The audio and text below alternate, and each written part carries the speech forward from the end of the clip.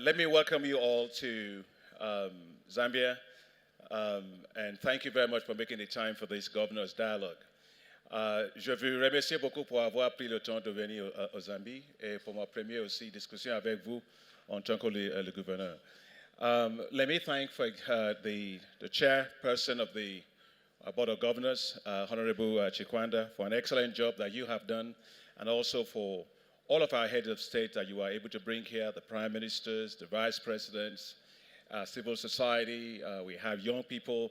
It's just an exciting time to have been here together on these annual meetings. But of course, you are the Board of Governors, and you are the most important and the apex of the organization, and you elected me as well. And so I have to, I'm delighted to be here to listen and to share with you what we've done, and also to get your advice as we go ahead. Let me say that as our apex decision-making body and as a representative of your shareholders, your support for the bank is crucial, and your voice is very important. Your participation, your engagement with us is very, very important. So I really look forward to our discussion here. We have a shared commitment. As I say that, the bank is only as strong as its shareholders. And the fact that your countries not only support us in terms of financial resources, but also in terms of advocacy for the bank, but also in terms of being a voice for the bank in global meetings, in your home countries, in your parliaments. We need you very much to continue to do what you've asked us to do. So I couldn't think of anything more important than this conversation with you today. Let me thank you once again for the confidence that you reposed in me when you elected me last year as the 8th president of the bank. But today is also very important because it will mark also the last time that some of our executive directors that are your own representatives in the bank are going to be with us. Obviously, you can't run a bank without having a very strong and very supportive board of directors, executive directors. I'd like all of our executive directors to please stand, if I know many of them are here. Please. I was looking at Muyo, so you can still stand. You're executive, yeah. So I just want to thank all our executive directors who work so hard. In fact, sometimes we've had tough discussions, we had great discussion, we had fun, but we had the same objective: how to build a better bank, how to be more effective, how to be more efficient, how to have more greater developmental impacts. So I want to thank many of you that will be leaving, and this is your last session with the governors. Where's the dean? I saw that. Yeah, please. Dean Khan, please let's thank Dean Khan of the board. He has done a marvelous job of shepherding the whole group together, and I want to express my deepest appreciation to him and all the board of directors for the excellent work. Please thank you, and please kindly be seated. Thank you so much. I would like to say that one of the things that in my first board meeting, I explained to the board of directors that we wanted to do co-development. In other words, think together.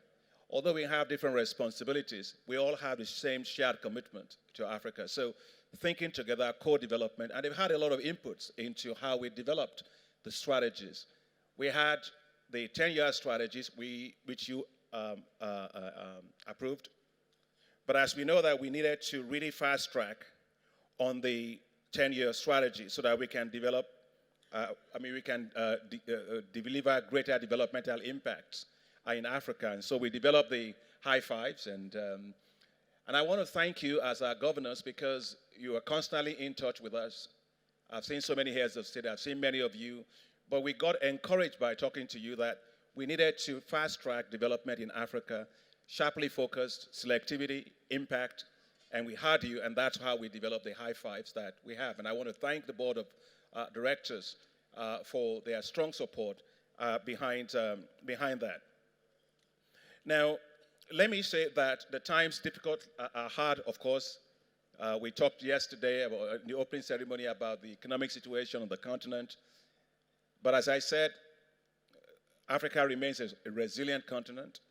The economy is still growing at about 4%. We projected it might be about 4.4% throughout 2016, about 5% by next year. The elements are there for resilience.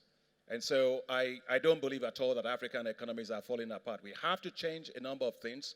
And you are all finance ministers about macroeconomic stabilization and fiscal stabilization, of course, but the elements of great recovery for the continent is there. And with your support, I'm sure that Africa will continue to do very well. Let me thank you also for your support for us to return from Tunis to Abidjan. In particular, to offer my thanks and appreciation on behalf of management to the government of Tunisia for having received us so well for 11 years. And then we got back to Abidjan. And as Board of Governors, you supported that transition.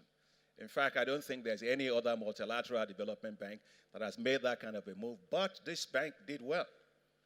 This bank was able to keep up its lending. In fact, our lending grew, it didn't go down. You allowed us to have the support for our staff to be able to move back. The government of Ivory Coast have done a fantastic job. They gave us a CCIA building where we are. They allowed us to transition in. The staff are all settled in. I'm happy to inform you that we've now moved to our new refurbished headquarters. We look forward to receiving many of you there. We still have a little bit of some challenges in finishing up some few things, but everybody is settled in. We're there. We're back in business fully well. And I want to thank you for your support to make that transition possible, and all of the senior management for all their hard work in making that transition for us possible. And so I just wanted to share with you today, I'm not going to be so long because it's really a conversation of you with us, a few things. First is that we have developed the strategies for the high fives, which is Light Up and Power Africa, which is a situation where Africa has no electricity. I'm not going to go over it, but you all know about that issue. The issue of Feed Africa. As you look around East, Southern Africa, you find El Nino is there, but we have to feed ourselves. There's no dignity in begging for food, especially when you have the potential to produce the food and to create the jobs. And so Feed Africa is crucial. If we don't do anything, Africa is importing $35 billion worth of food today.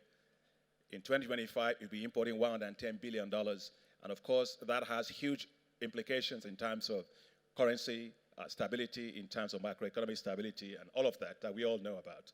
So we've finished that strategy, and it's gone to our board. It's in Code, and we hope that before the ADF 14 second meeting, that hopefully we'll have been able to get through that. The third one, which is on industrialize Africa, that strategy has also been developed, but we are finalizing and fine-tuning a few things on that. The Integrate Africa strategy we're doing, I will explain in a minute, and improving the quality of life of the people of Africa. You saw at this annual meeting, we launched the first one, the Light Up and Power Africa, and the improving the quality of life for the people of Africa, in particular the jobs one. You see the migration crisis in Europe. As I always say, the problem in Europe, it's not, I mean, Europe didn't create the problem.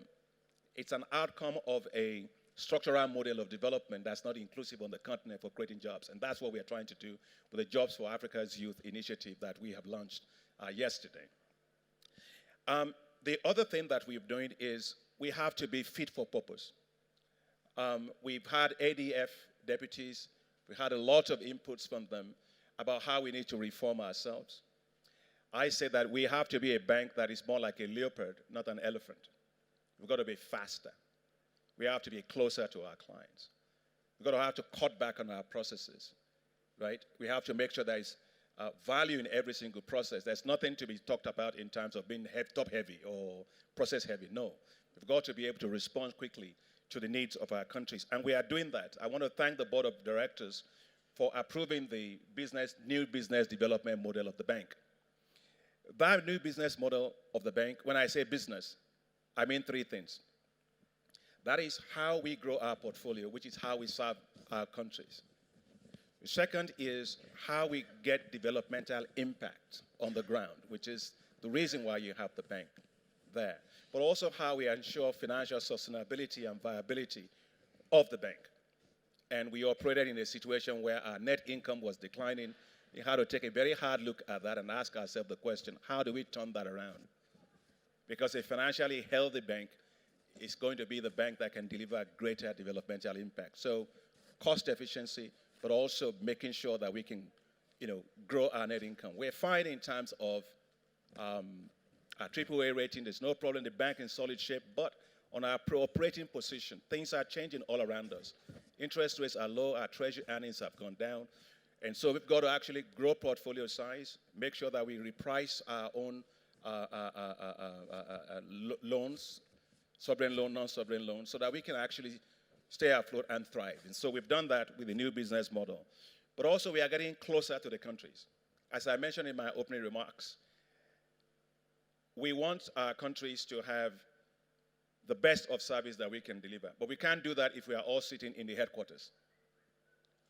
And so that's why we have this, under the new business development model, that we are creating 5 regional business development complexes. Get closer in West, in East, in Central, in Northern and Southern Africa. And so we will going to post out a lot of our sector staff there. So we have the right level, the right mix, so that we can respond on the ground much faster. And I'll look forward to your thoughts and conversations on that. But I also want to say that we are retooling ourselves in hiring top-notch staff. Let me use the opportunity to introduce Franny. Dr. Franny Lute joined us as Senior Vice President. Many of you know Franny. She's done a fantastic job. She used to be Vice President at the World Bank and then went on to lead the Africa Capacity Building Foundation, set up our own venture capital fund. In fact, she had to take a pay cut to come and work with us, and I'm delighted. Franny was trained at MIT. Is it MIT or Harvard? MIT. You people from MIT, you intimidate us sometimes. But we're very delighted that Franny is with us, and please welcome Franny. Thank you very much, Franny, for being here. Alberi Kweku, Dr. Alberi Kweku is, Dr. Alberi Kweku is new Vice President for Human Resources and Corporate Services. And he joined us from the United Nations, where he was working for UNDP, and he was in charge of running the operations there with Helen Clark and everybody else. And so we are delighted that he's here, and welcome Alberic to the meeting. Is David here? He's not here. The reason I'm saying this is that we went through recruitments, and all the recruitments that we're doing are all internationally advertised, internationally competitive. We're trying to get the sharpest minds that we can get to the bank, and so that we can deliver on what you've approved for us, the high fives. It requires that we get top-notch people to the bank. And several other positions have been filled. We've interviewed for the position of the Secretary General. We're doing that right now, also with the positions of the Legal General Counsel of the bank and other positions.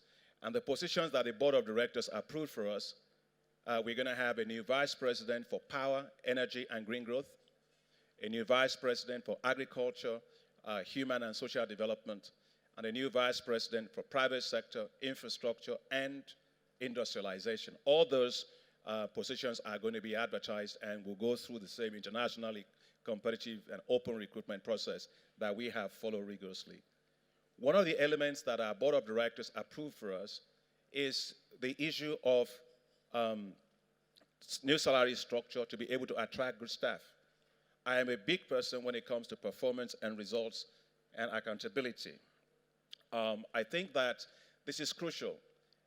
We are going to roll out a new way of working in the bank, performance contracts in the bank, key results. In fact, Franny, if not because of the meeting, she and I were supposed to have signed our own joint one by Friday, but it'll be signed as soon as we get back.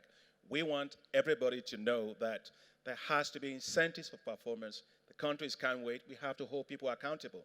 So that kind of culture is what you're going to see with us at the bank. And we think the new salary increase that was approved by our board of directors will help us to narrow the gap between us and other comparators to be able to continue to attract top-notch staff. Elan Ebobise, is he here? Where is he? Yes, right there. The Board of Governors, you approved the Africa 50. And Africa 50 is going quite well. We have about 25 countries now. Is it 25 or 23, Charles? Is it 20? 23 countries. And with capitalization now of $850 million. We hired Elan Ebobise from IFC, from a globally competitive process. He was the global head of what do you call it? Infrastructure. Infra Ventures at IFC, as globally respected person. So another top-notch person that we're able to get. And please welcome Elan, and thank you for your investment in various countries. Let me say that one thing that we keep doing, and we have to keep doing better, is value for money. For value for money, we have to make sure that we improve our processes. We have set up under the new business development model what is called the DAPEC, which is the Development, Accountability, and Process Efficiency Committees. The reason we're doing that is that often the bank is very top-heavy. You know, decisions come from the top and goes down. And you don't have the managers, the task managers that do the job being empowered to make decisions. And so people can delegate upwards. We don't want that. We want them making decisions. And so we've created this committee that will be made up of the directors, the managers, and the task managers, the ones that own the processes. Cut down your processes while maintaining fiduciary responsibility. And this will create a lot more flatter structure in decision-making at the bank. The second issue is gender. I know that Geraldine is not here. Oh, she's here. Oh, okay, I knew that was a session, yeah. Because Marisa told me she has to go to a session with you. But I'm delighted that you are here. Geraldine is doing a fantastic job. When we had the ADF conversations, and I remember, I keep remembering the conversations we had, you, the deputies, asked us to make sure that we mainstream, hire more women, mainstream a lot of stuff, and make sure we have programs that impact on women. And Geraldine will be launching today the Affirmative Finance Action for Women, which is a new initiative that we've launched to leverage $3 billion for women-owned enterprises in Africa so that we can advance significantly women participation and inclusive growth. I'm a big person when it comes to women empowerment. We've also increased the level of women participation in senior leadership. I must say, Franny is the first ever woman to be in this position at the bank. But we are also increasing the number of women in the managerial position, in the PL levels within the bank, and will continue to do more. On the issue of fragile states, this continues to be a very important issue. It's been worsened by climate change. It's been worsened by unemployment. It's also been worsened by the insecurity. I was in Chad to see President Deby. I was in Sierra Leone to see, in Liberia to see President Salif Johnson, a couple of the countries. Fragile states continue to be an issue. We have to build institutions. We have to build capacity. We have to help them to stabilize. We have to create jobs, SMEs, finance for SMEs, but also in terms of young people. And also to help countries like Chad, who are in the Lake Chad Basin area, where because of environmental degradation, we now have massive amount of joblessness in that Lake Chad Basin area, and the bank is responding. Your help on that is going to be important. So fragile state will continue to be important, or we call it states in transition for us. And regional integration will continue to be a big issue, and we can discuss about that in the discussion. So let me just close by saying that at the end of the day, when we had the Finance for Development meeting in Ethiopia, there is the Sustainable Development Goals. That's what Africa has to do in terms of responding to the demands from COP21, in terms of how we do inclusive global climate adaptation and all of that. And there is also the pressure from below with the young people in Africa. So the demand on the bank is quite high. And as I said, bank has to have a high aspiration to meet the aspirations of the country. So 3 ways in which we're looking at that right now is stretching our balance sheet. And is Tim in here? No. We've got a great work with the other multilateral development banks in the MDB exposure exchange facility, which allowed us to reduce our concentration risk in North Africa, where we had about 46% of our portfolio. And now we've been able to free up the headroom of about $10 billion. I think, Charles, $10 billion? Yeah, $10 billion of our headroom so that we can lend more. And we are also looking at other ways in terms of balance sheet optimization that Tim Turner and their team are also working on with us. Finally, is co-financing. Co-financing is great. We have, for many of you here, we have co-financing with you. If you look at the co-financing that has allowed us with the private sector, the FAPA, the one on private sector that we have with Japan, the one we have also with China, with Africa Growing Together Fund, the one we have in the Congo Basin, and several others that we have. Co-financing facilities are so important for the bank, and we think that we should do more, and also in terms of loan syndication. Finally, it's about partnerships. It's going to take a lot of resources, more than the bank alone can do. But working with others is going to be very important, synergizing with others. But African Development Bank needs to be a voice at the table that helps to influence and leverage a lot of those conversations to these high 5 areas along the bank, for the bank. And our AAA rating is very important with us. My initials are also AAA, so I hope that has a way of also, I remind my colleagues about that all the time. We have to do everything to make sure we remain strong. So thank you all very much. These are just remarks I wanted to make. And Franny, maybe then we can have the conversation. Thank you very much. Thank you, Mr. AAA President, the chair of the Board of Governors. Governors, because we started a little bit late, and as you've heard from the President, efficiency is going to be one of our top priorities. I'm going to go very quickly through the questions that we will be raising and seeking your input this morning. The first area is on what's facing the continent, the headwinds, and what should the regional member countries do to prioritize and to sustain and accelerate inclusive growth. So there'll be a series of questions around that, and we'll have about 15 minutes to go over that question. Then the second one is, how will the World Bank's high 5 priorities help the regional member countries achieve their development aspirations? There are again some questions, and because this is a big topic, we'll spend about half an hour on it. And then the third one is, where do you think the bank should focus? Because focus is going to be important and in support of the regional member countries. And that's not only in terms of what the bank does, but the resources that need to be raised for that. And we'll spend about 15 minutes on that question. And then finally, to get your input on the changes that you would like to see effected in the bank to become more effective in supporting the regional member countries. And there we'll spend about 15 minutes for that question. So with those introductory topics, I'd like to pass on to Acha, who will walk us through the dialogue this morning. Thank you. Thank you very much, Franny.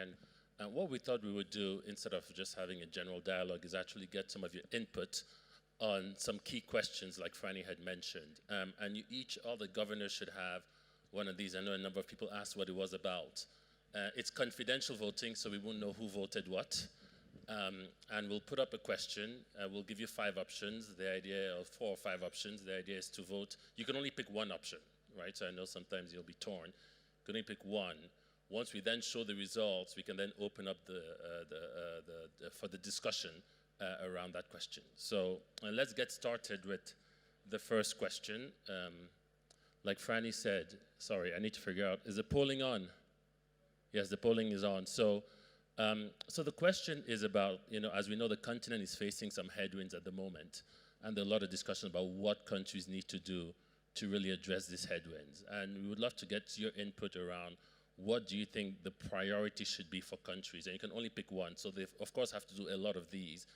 But if you were to pick one priority for what African countries need to do, what would that be? Would it be about diversifying our economies? We know that's critical, especially for those that are exposed to resources. Is it diversification of the economies? Is it about mobilizing domestic resources? We know that's, again, critical so we can fund our own development versus relying on foreign direct investment, as that's harder and harder to attract. Third, is it actually more about creating bigger markets through this regional trade, regional integration? Fourth, is it about execution, really making sure that we execute appropriately? We have a lot of plans, but is it really about execution? Or is it, do you think it's something else that we have not listed? So if I can have you each vote, and it only takes the last vote, so if you change your mind, you can vote again. And if you can just start voting, and then we'll get a sense for where the room thinks our countries need to focus, and as an implication, what the bank needs to do to support them. So we're just tracking the votes at the back. Interesting. So a third of the group thinks it's really about diversifying our economies. Another roughly 30% is about domestic resource mobilization, followed by execution, which is key, and regional integration. Sorry? Oh. So let's open it up for discussion. I thought we'll spend a bit of time talking about this and also what the implications are for the bank. Any comments? Questions? We have one. Sorry. Sorry, can we have the mics around the room, Monsieur le Ministre? Bien, je vous remercie. Je suis Monsieur Motazé, le gouverneur pour le Cameroun. Monsieur le Président, je vous remercie et je vous félicite pour votre propos introductif et pour votre plan d'action. Si j'ai voulu prendre la parole pour ce premier débat, c'est pour vous signifier, je ne dis pas ma perplexité, mais moi, il m'a été très difficile de voter pour toutes les solutions. C'était mon objectif, c'est ce que je voulais faire, mais on ne m'a pas expliqué comment faire pour voter pour tout ça. Donc, j'ai quand même voté pour la première proposition, la diversification de l'économie. Mais ma perplexité est venue du fait que, à mon avis, c'est un ensemble. C'est un ensemble. La diversification de l'économie nécessite un certain nombre de moyens. Des moyens qui vont être de plus en plus difficiles à obtenir du fait de la conjoncture économique internationale. En Afrique, nous n'allons rien inventer et il y aura moins de ressources. Comme il y a moins de ressources, nous savons également qu'on nous le dit, on nous le répète, le FMI nous le dit tout le temps, nos pays ont un potentiel qui est sous-exploité en matière de mobilisation des ressources nationales. Donc, il faut faire un effort là-dessus. Je ne parlerai pas de l'intégration régionale. Je viens d'une sous-région, l'Afrique centrale, qui n'est vraiment pas un modèle dans ce genre, parce que nous-mêmes, nous nous en plaignons. L'Afrique centrale a d'énormes efforts à faire pour son intégration. Et enfin, la meilleure exécution des programmes. Monsieur le Président, nous avons bien noté, depuis que vous êtes là, l'effort que vous voulez nous faire faire en matière d'exécution des programmes, c'est-à-dire j'ai presque envie de dire nous faire planer une épée de Damoclès, comme on dit en français, c'est-à-dire lorsque la banque a déjà approuvé un financement, que nous-mêmes nous fassions un effort, sinon le financement sera annulé. Je crois que là également, nous avons un énorme travail à faire. Si j'ai voulu revenir là-dessus, c'est pour dire que ces 4 priorités, enfin ces 4 options qui nous ont été présentées sont, à mon avis, le chemin à choisir. C'est pour ça que, personnellement, j'ai voté aussi pour l'intégration. Bon, le vote est secret, mais je trahis mon vote. J'ai voté pour la diversification de l'économie, mais je crois que les quatre programmes que vous avez mentionnés là me semblent d'une importance capitale. Je vous remercie. Merci, Monsieur le Ministre. So we need to focus on all 4. And we'll have a number of interventions, so if you can keep them short, that'd be great. We have one right here.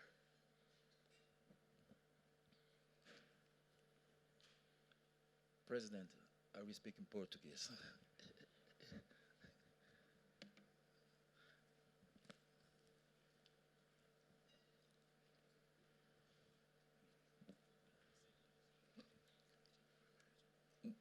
Muito obrigado pela oportunidade. penso que não somos economias fechadas, pelo que eu acho que, dentre as opções apresentadas, a integração econômica, ou seja, a aceleração das trocas comerciais regionais e também a integração do continente deve estar no topo das prioridades.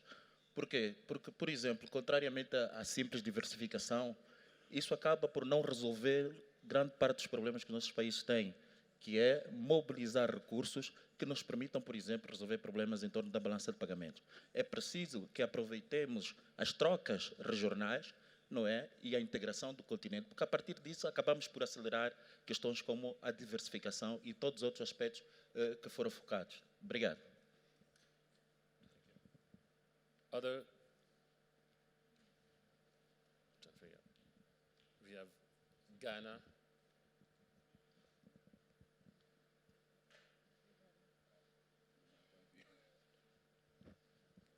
Yeah, thank you very much, Mr. President. Mr. President, I'd like to focus on, the second objective, even though my vote was for the first one. And I'd like to state that African countries should take a cue from the bank itself, which, as we were told last year, faced a lot of resistance in going to the markets. And I link this to your comments yesterday, in going to the markets. You can mobilize as much internal resources, but there's an element of internal resources that can be leveraged, for borrowing, particularly for commercial projects, which are capable of, paying for themselves. Mr. President, I also like to avert your mind to the fact that few of your countries, if any, perhaps outside South Africa, currently has an investment grade rating. And this is something which I think is important. And therefore, as I said last year, and I keep repeating it, a number of your countries are moving out of, as middle-income countries, towards market-based, borrowing, even within the bank itself, within the World Bank and other institutions. And therefore, in as much as it is important to focus on domestic, resources, just as you could not mobilize enough resources internally, I think it's important to prepare countries to be able, and let me emphasize again, it is not about unfettered borrowing, but it's about targeted, borrowing from the capital markets, particularly for commercial projects.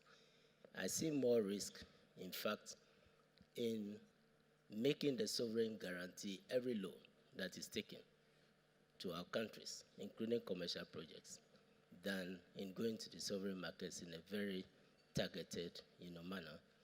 And my last point is I know that, there was a lot of criticism, particularly with respect, to Ghana's, last year's, high rates, bond. But I think we can have a dialogue on this. It was used for refinancing. The tenor was 15 years, and it was supported by a World Bank, guarantee. I believe that if we want to move our own projects such as Africa 50 Fund, particularly in the area of energy, Africa 50 is going to the market.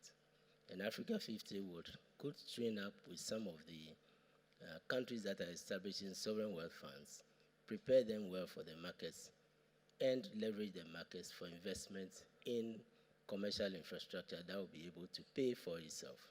I think there is a general criticism of African countries, particularly those that are moving towards middle income, that are making an effort and an attempt to go to the capital markets. Africa cannot insulate itself, from the capital markets.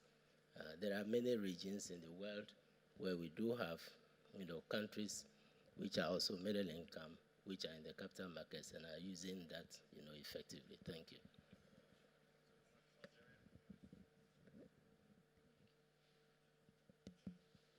Oui, merci Monsieur le Président.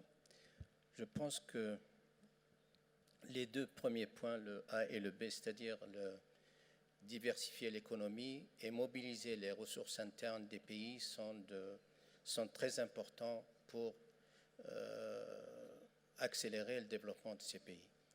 Mais je voudrais quand même attirer l'attention sur le fait que l'action de la Banque africaine de développement ne doit pas négliger trois secteurs qui sont importants pour les pays africains et qui sont importants aussi bien pour le développement de l'agriculture, l'industrie et tout ça, c'est le problème des infrastructures. Ça, c'est très important que les pays disposent d'une infrastructure développée pour qu'ils puissent en fait améliorer les échanges à l'intérieur du pays et même avec les autres pays de la région, c'est-à-dire elle favorisera l'intégration régionale. Il y a aussi deux secteurs ou bien deux activités qui sont importantes, ce sont la santé et l'éducation, qui rejoignent un peu le 5e point du High Five, mais sur lesquels je pense que la Banque africaine de développement doit aussi en fait concentrer ses efforts en plus des High Five. Ils sont très importants pour compléter en fait et même favoriser la réalisation des 5 axes d'action de la banque. Un autre point qui me semble important, c'est celui des taux d'intérêt. Vous savez que la Banque africaine de développement vient de décider d'augmenter les taux d'intérêt pour ses prêts. Moi, je pense que c'est fait. La décision a été prise par le conseil d'administration. Mais je pense que la Banque africaine de développement ne doit pas uniquement améliorer sa rentabilité par l'augmentation des taux d'intérêt, mais je pense qu'elle doit aussi améliorer l'efficience de ces structures et même la réduction de ses coûts. Parce que nous voyons que si nous analysons un peu les comptes de la banque, nous voyons que quand même il y a un certain nombre de postes qui sont très importants. Donc il faut, la décision a été prise d'augmenter les taux d'intérêt. Moi je pense aussi il faut aussi améliorer l'efficience des structures de la banque. Je vous remercie. Merci. Unfortunately, I know there are a lot of, we have to move on. We'll come back to a lot of your input, I'm sure, but we just have a lot of questions to cover. So I just think in the interest of time, let's move on to the next set of questions. We'll come back to some of your input, I'm pretty sure. So the next set of questions, I think, start to touch on what the bank should do. I know a lot of the input here has already been on what the bank should focus on to help regional member countries. So the first question is about the high fives, and we've spoken a lot about them. Are we ready to vote? Are you ready? Yes, okay. So the question is, and you heard the 5 of them, and I know you're very familiar with them. If you are to pick one that will have the most impact on regional member countries' development aspirations, I know again, all of them are very important, but we're trying to get a sense of prioritization. So if you were just to pick one of the high fives that would have the most impact, which one would you pick? So you can vote 1 to 5 or A to E on your clickers.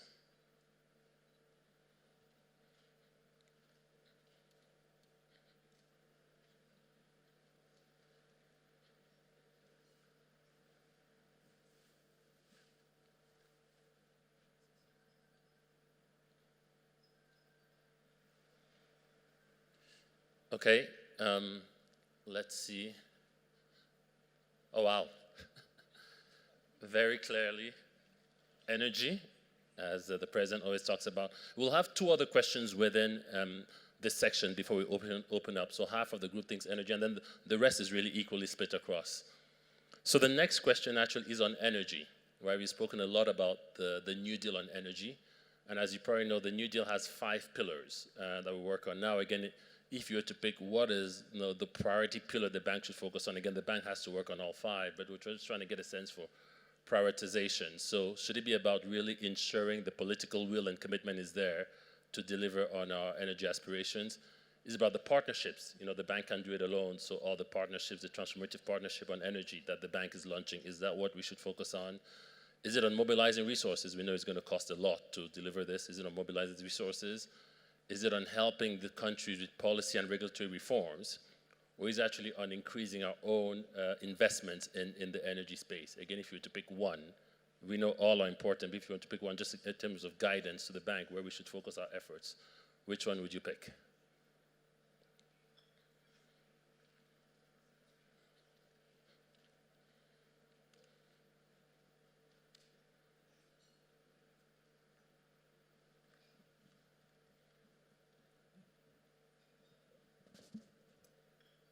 Waiting for a few more votes.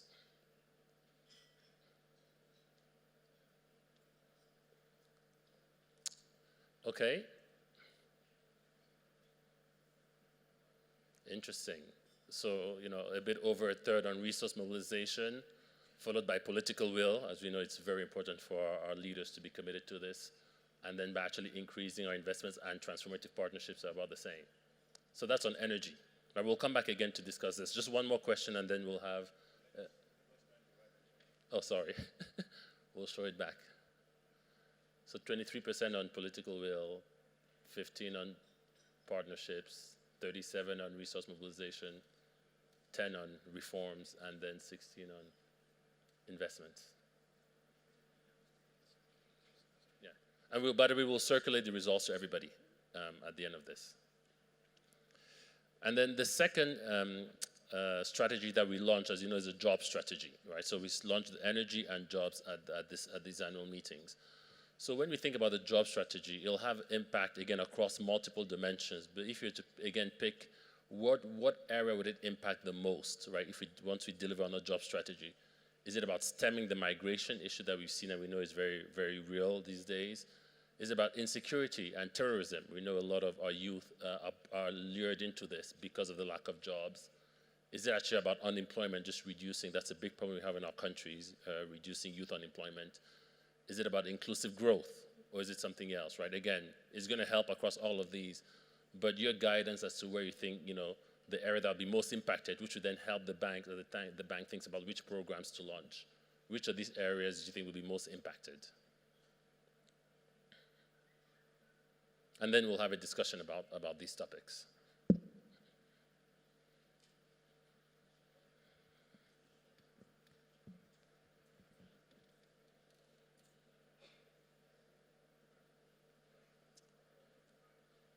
We're waiting for a few more votes.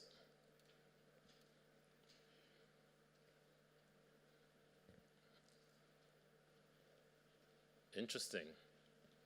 Right. So the majority is around just actually unemployment and inclusive growth. Right. That's really will be most impacted by the job strategy. So let's open it now. We have about 20 minutes for 25 minutes for this discussion. And I spent a lot of time on this side of the room. Any comments? Here, I've only reached out to men as well, so I'd love to hear from some of the women in the room as well.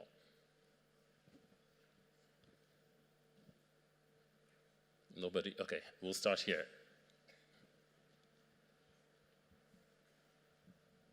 Thank you very much. I'll try to be brief. Let me start by first thanking you, Mr. President, for the briefing that you made this morning. Indeed, for your maiden statement that you made yesterday, the official opening ceremony. Be assured of our support in Botswana during your term of office.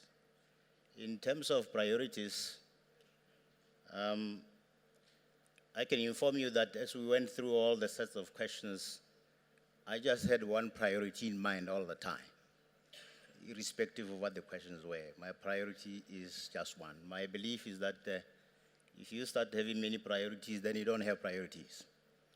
So my priority right from the beginning was under the 2% in terms of voting, that is other, which is infrastructure development. I think this should be top priority. Infrastructure development, especially within that broad sector, the subsectors of power and water. That's my top priority. Of course, I don't belittle the importance of resources. I think that is necessary. But I always feel when we mobilize resources, we must be knowing to use them on what, to achieve what. So that is my comment so far. All the other things will follow. But if we can focus on infrastructure development, I think that is what will have the highest impact on the development of Africa. Thank you. Yeah, thank you very much, Moderator. I think among the choices, you forgot to add all the above.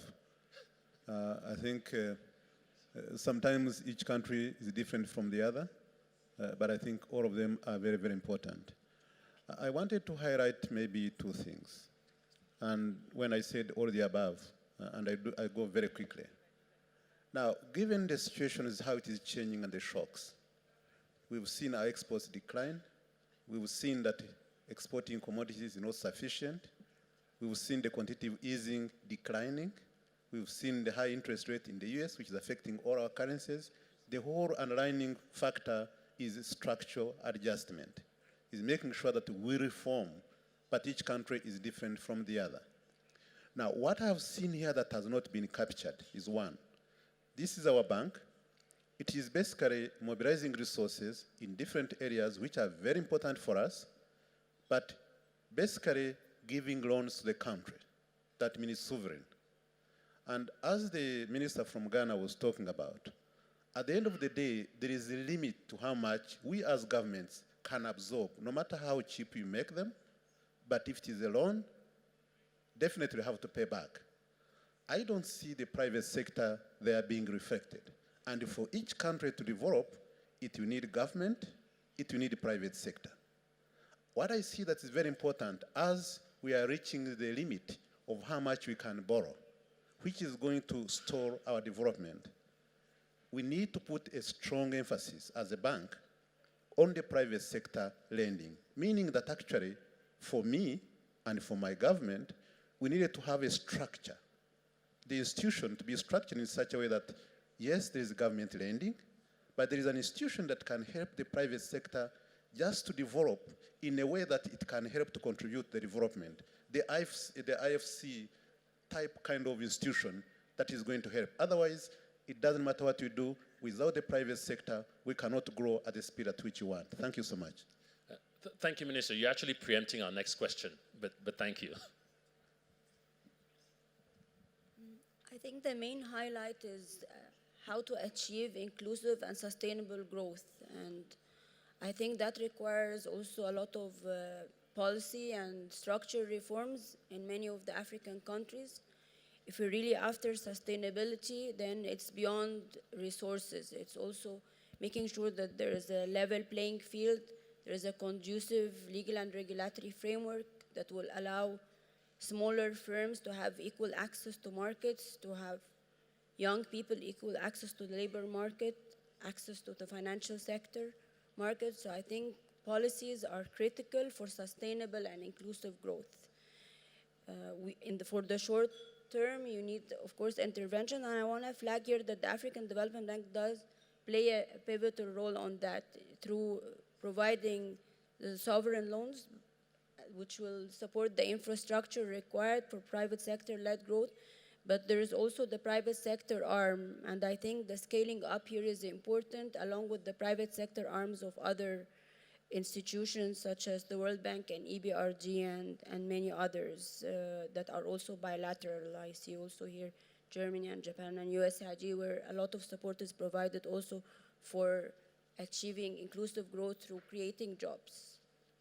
So policies are important. So it's important that the African Development Bank also supports policy reforms in the various countries that will address infrastructure, energy, and sustainability overall.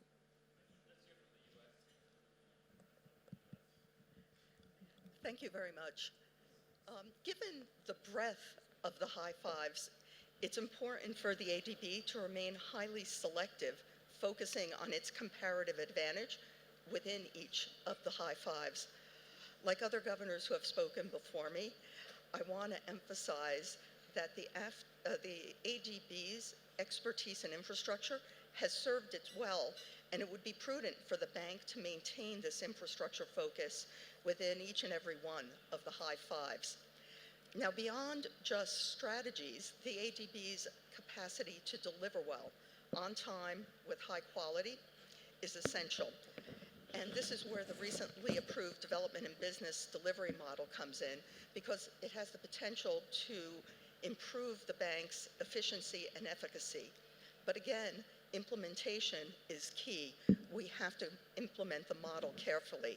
It has to be accompanied by robust consultation with all of the stakeholders, but also it needs to be supported by fully resourced and empowered ADB oversight functions. Detailed, realistic implementation plans should be developed for each of the high fives, and again, with an emphasis on strengthening implementation capacity. At the heart of reaching success on the high fives are the ADB staff themselves. So training, devolving responsibility, and accountability are all key to enhancing the ADB's ability to succeed on the high fives, but also is providing greater attention to the quality at entry of the projects, country dialogue, and then supervision throughout the life cycle of the projects. Also, a keen focus on reporting on and then learning from the results of earlier projects so that those lessons can be incorporated in subsequent projects. Now, ultimately, the ADB's success on the high five will be measured not just in terms of the volume of assistance provided, but also by the development impact that is achieved by the projects. Yesterday, Mr. President, you urged us to have big ambitions for Africa. You're absolutely right, and I was so heartened by the fact that you paired your ambitious vision with a pledge that the ADB would deliver big. Thank you. We have Lesotho, and then we'll go to Japan.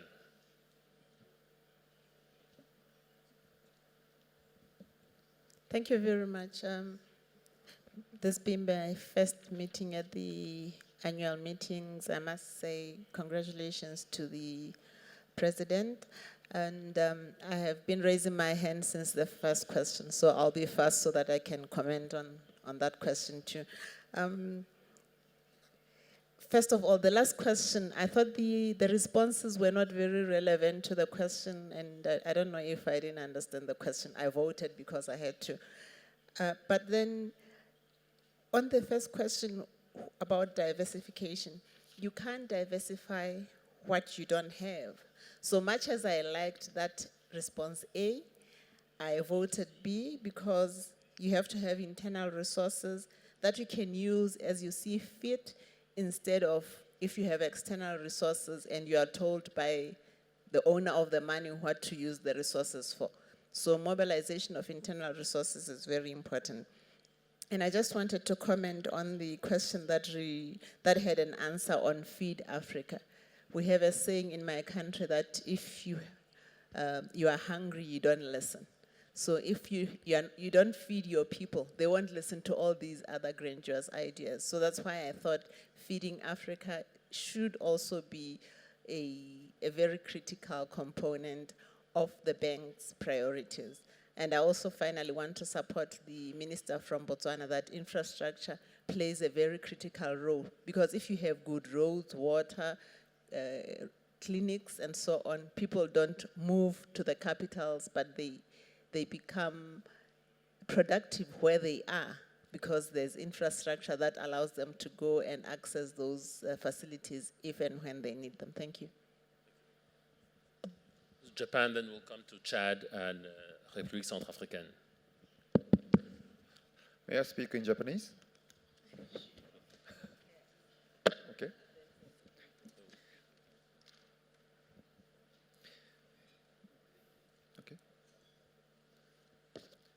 日本から来ました財務大臣政務官の大岡でございます。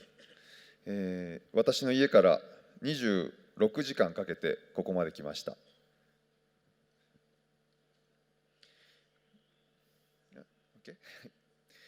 まず今回の総会のホストを務めていただいておりますチクワンダ大臣をはじめとするザンビア政府の皆様に心から感謝と敬意を申し上げます。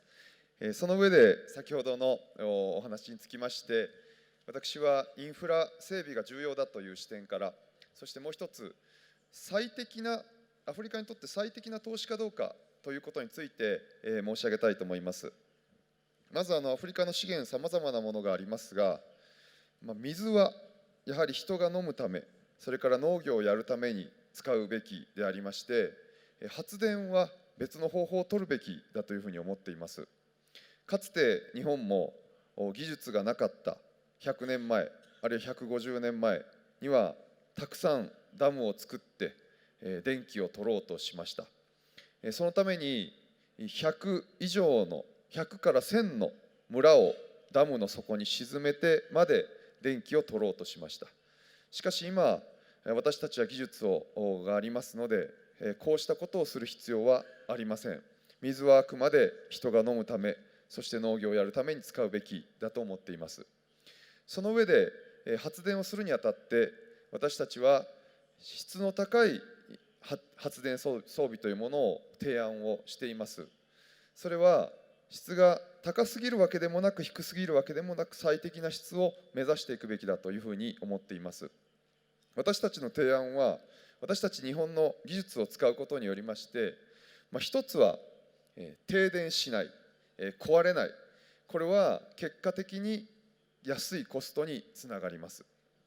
で、2つ目は少ない燃料でたくさんの電気を取り出せる。これも最終的にはコストにつながってきます。そして3つ目は環境への負荷も優しいし、燃料の調達が容易で安くて安定している。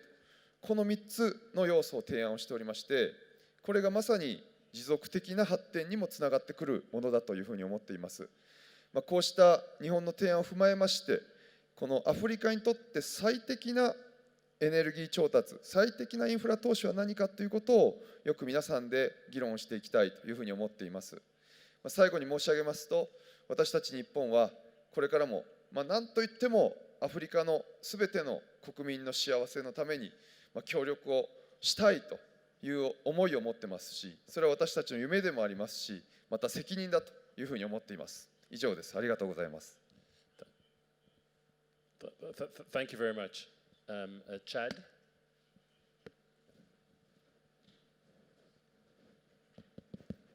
Merci beaucoup. Je voudrais tout d'abord, Monsieur le Président, vous féliciter. Il y a seulement 8 mois que vous avez pris la tête de la banque et on sent la banque bouger. On sent également la motivation du personnel. Son Excellence M. Idriss Déby Itno, président de la République du Tchad, l'a dit hier dans son discours. Il vous l'a répété hier soir quand il vous a reçu. Il a dit qu'il est très fier de vous et très satisfait de vous. Parce que vous avez la compétence, l'engagement et surtout une vision pour l'Afrique à travers les High Five. Et il a même dit qu'il ne regrette pas d'avoir raté le poste de président de la BAD. Donc c'est un message très fort. Je voudrais soutenir l'intervention du gouverneur de l'Algérie par rapport à l'augmentation des taux d'intérêt. Des pays comme le Tchad, Monsieur le Président, vous-même vous avez dit que le Tchad est un pays fragile, qui ont fondé leur espoir sur la possibilité d'avoir accès au guichet BAD, et bien maintenant sont obligés de réduire leur enthousiasme, parce que si au moment où ils doivent avoir la possibilité d'accéder au prêt BAD, donc les taux d'intérêt augmentent. Mais nous savons que pourquoi vous avez pris cette décision, c'est pour la performance de notre banque, pour pouvoir mieux nous aider. Eh bien, nous pensons que nous ne serons pas très pénalisés par rapport à cela. Par rapport aux questions que Madame la vice-présidente a présentées tout à l'heure, il y a la troisième question où il est dit où la banque peut aider les pays membres régionaux pour mobiliser les ressources. Et là, c'est une question qui est très importante pour notre pays, une préoccupation même. Nous avons un problème crucial d'études de faisabilité et de projets bancables. Et je pense que ce n'est pas seulement le Tchad qui est dans cette situation. Et donc, nous voulons que vraiment la banque puisse focaliser son appui à ce niveau-là pour nous aider, parce qu'il y a les autres partenaires qui peuvent nous aider, et la banque, c'est un peu l'avocat aussi de l'Afrique, et donc pour nous aider avec les autres partenaires aussi. Et donc, si la banque peut nous aider à bien formuler des projets, parce que des projets bien formulés pourront également bien être mis en œuvre. Et donc, nous sollicitons vraiment votre appui pour pouvoir nous aider à bien formuler les projets, avoir des études de faisabilité et des projets bancables pour mobiliser les ressources. Et donc, par rapport au High Five, moi, je trouve qu'ils sont tous importants, mais bon, les gouverneurs ont voté pour le point sur l'éclairer l'Afrique. Bon, moi, j'ai hésité réellement entre éclairer l'Afrique et industrialiser l'Afrique. Bon, je me suis dit qu'il faut absolument, si on veut diversifier, il faut absolument industrialiser. Mais est-ce qu'on peut industrialiser sans avoir de l'énergie? Donc, ce sont les high five sont vraiment, il y a une interliaison entre eux. Et donc, bon, je pense que ce que la majorité a dit, il faut d'abord avoir de l'énergie donc pour pouvoir produire plus, pour pouvoir diversifier, pour pouvoir industrialiser. Je vous remercie. Merci. We have a lot of governors who want to speak, so I really encourage you to try to keep it really short if possible. Allez-y, monsieur. Je vais tenter de le faire, mais je voudrais remercier le président pour cet exercice. Je viens pour la première fois, je représente la République centrafricaine, je suis gouverneur de la République centrafricaine. Ce pays hautement fragile, post-conflit encore, non, en train de se battre pour sortir de cette zone. Je voudrais dire, Monsieur le Président, l'exercice auquel nous avons été conviés ce matin, de ma part, tous ces points en majorité constituent pour nous, un pays comme la République centrafricaine, des priorités et sont pris en compte par les autorités actuelles. Mais seulement, il y a tout l'aspect sécuritaire qu'il ne faudrait pas perdre de vue parce que sans la sécurité, nous ne pouvons pas parler de développement. Mais également, la question des jeunes, l'emploi des jeunes, constitue pour ce genre de pays vraiment une très grande priorité parce que si on n'arrive pas à trouver de l'emploi pour les jeunes, qui en majeure partie constitue une proportion très élevée de la population, vous voyez bien ce risque de basculement dans un cercle vicieux qui se présente. Alors donc, nous souhaiterons que la BAD poursuive dans sa politique de renforcement de capacité parce qu'il nous faut un véritable capital humain, mais aussi de penser, nous savons que les ressources sont difficiles en ce moment, c'est vrai, mais on peut penser également à des programmations conjointes avec d'autres partenaires pour la recherche donc, de l'efficacité. Voilà, très brièvement, Monsieur le Président, c'est quelques mots pour la République centrafricaine. Je vous remercie. Merci, Monsieur le Gouverneur. Switzerland.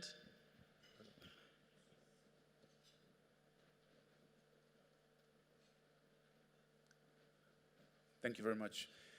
As others have said, all these answers do matter, and I think what is important is that the choice, the priorities are being done at the country level. I think it's very important that the bank is present on the ground. It has close partnership with the government, civil society, and other stakeholders. It has good analysis, and therefore, Mr. President, your delivery, the new approach with regard to delivery is key and is absolutely essential to go forward. Here we would like to see more details of how exactly you're going to flesh that out. It should be something measurable that we can really also follow how you're going to do it. Important it will be that the bank stays focused on its comparative advantages because the efforts are enormous, humongous. They need to be done by different actors, the African Development as a premier institution, yes, of course, but also others, World Bank, bilateral agencies as well. So good collaboration with other actors will be important indeed.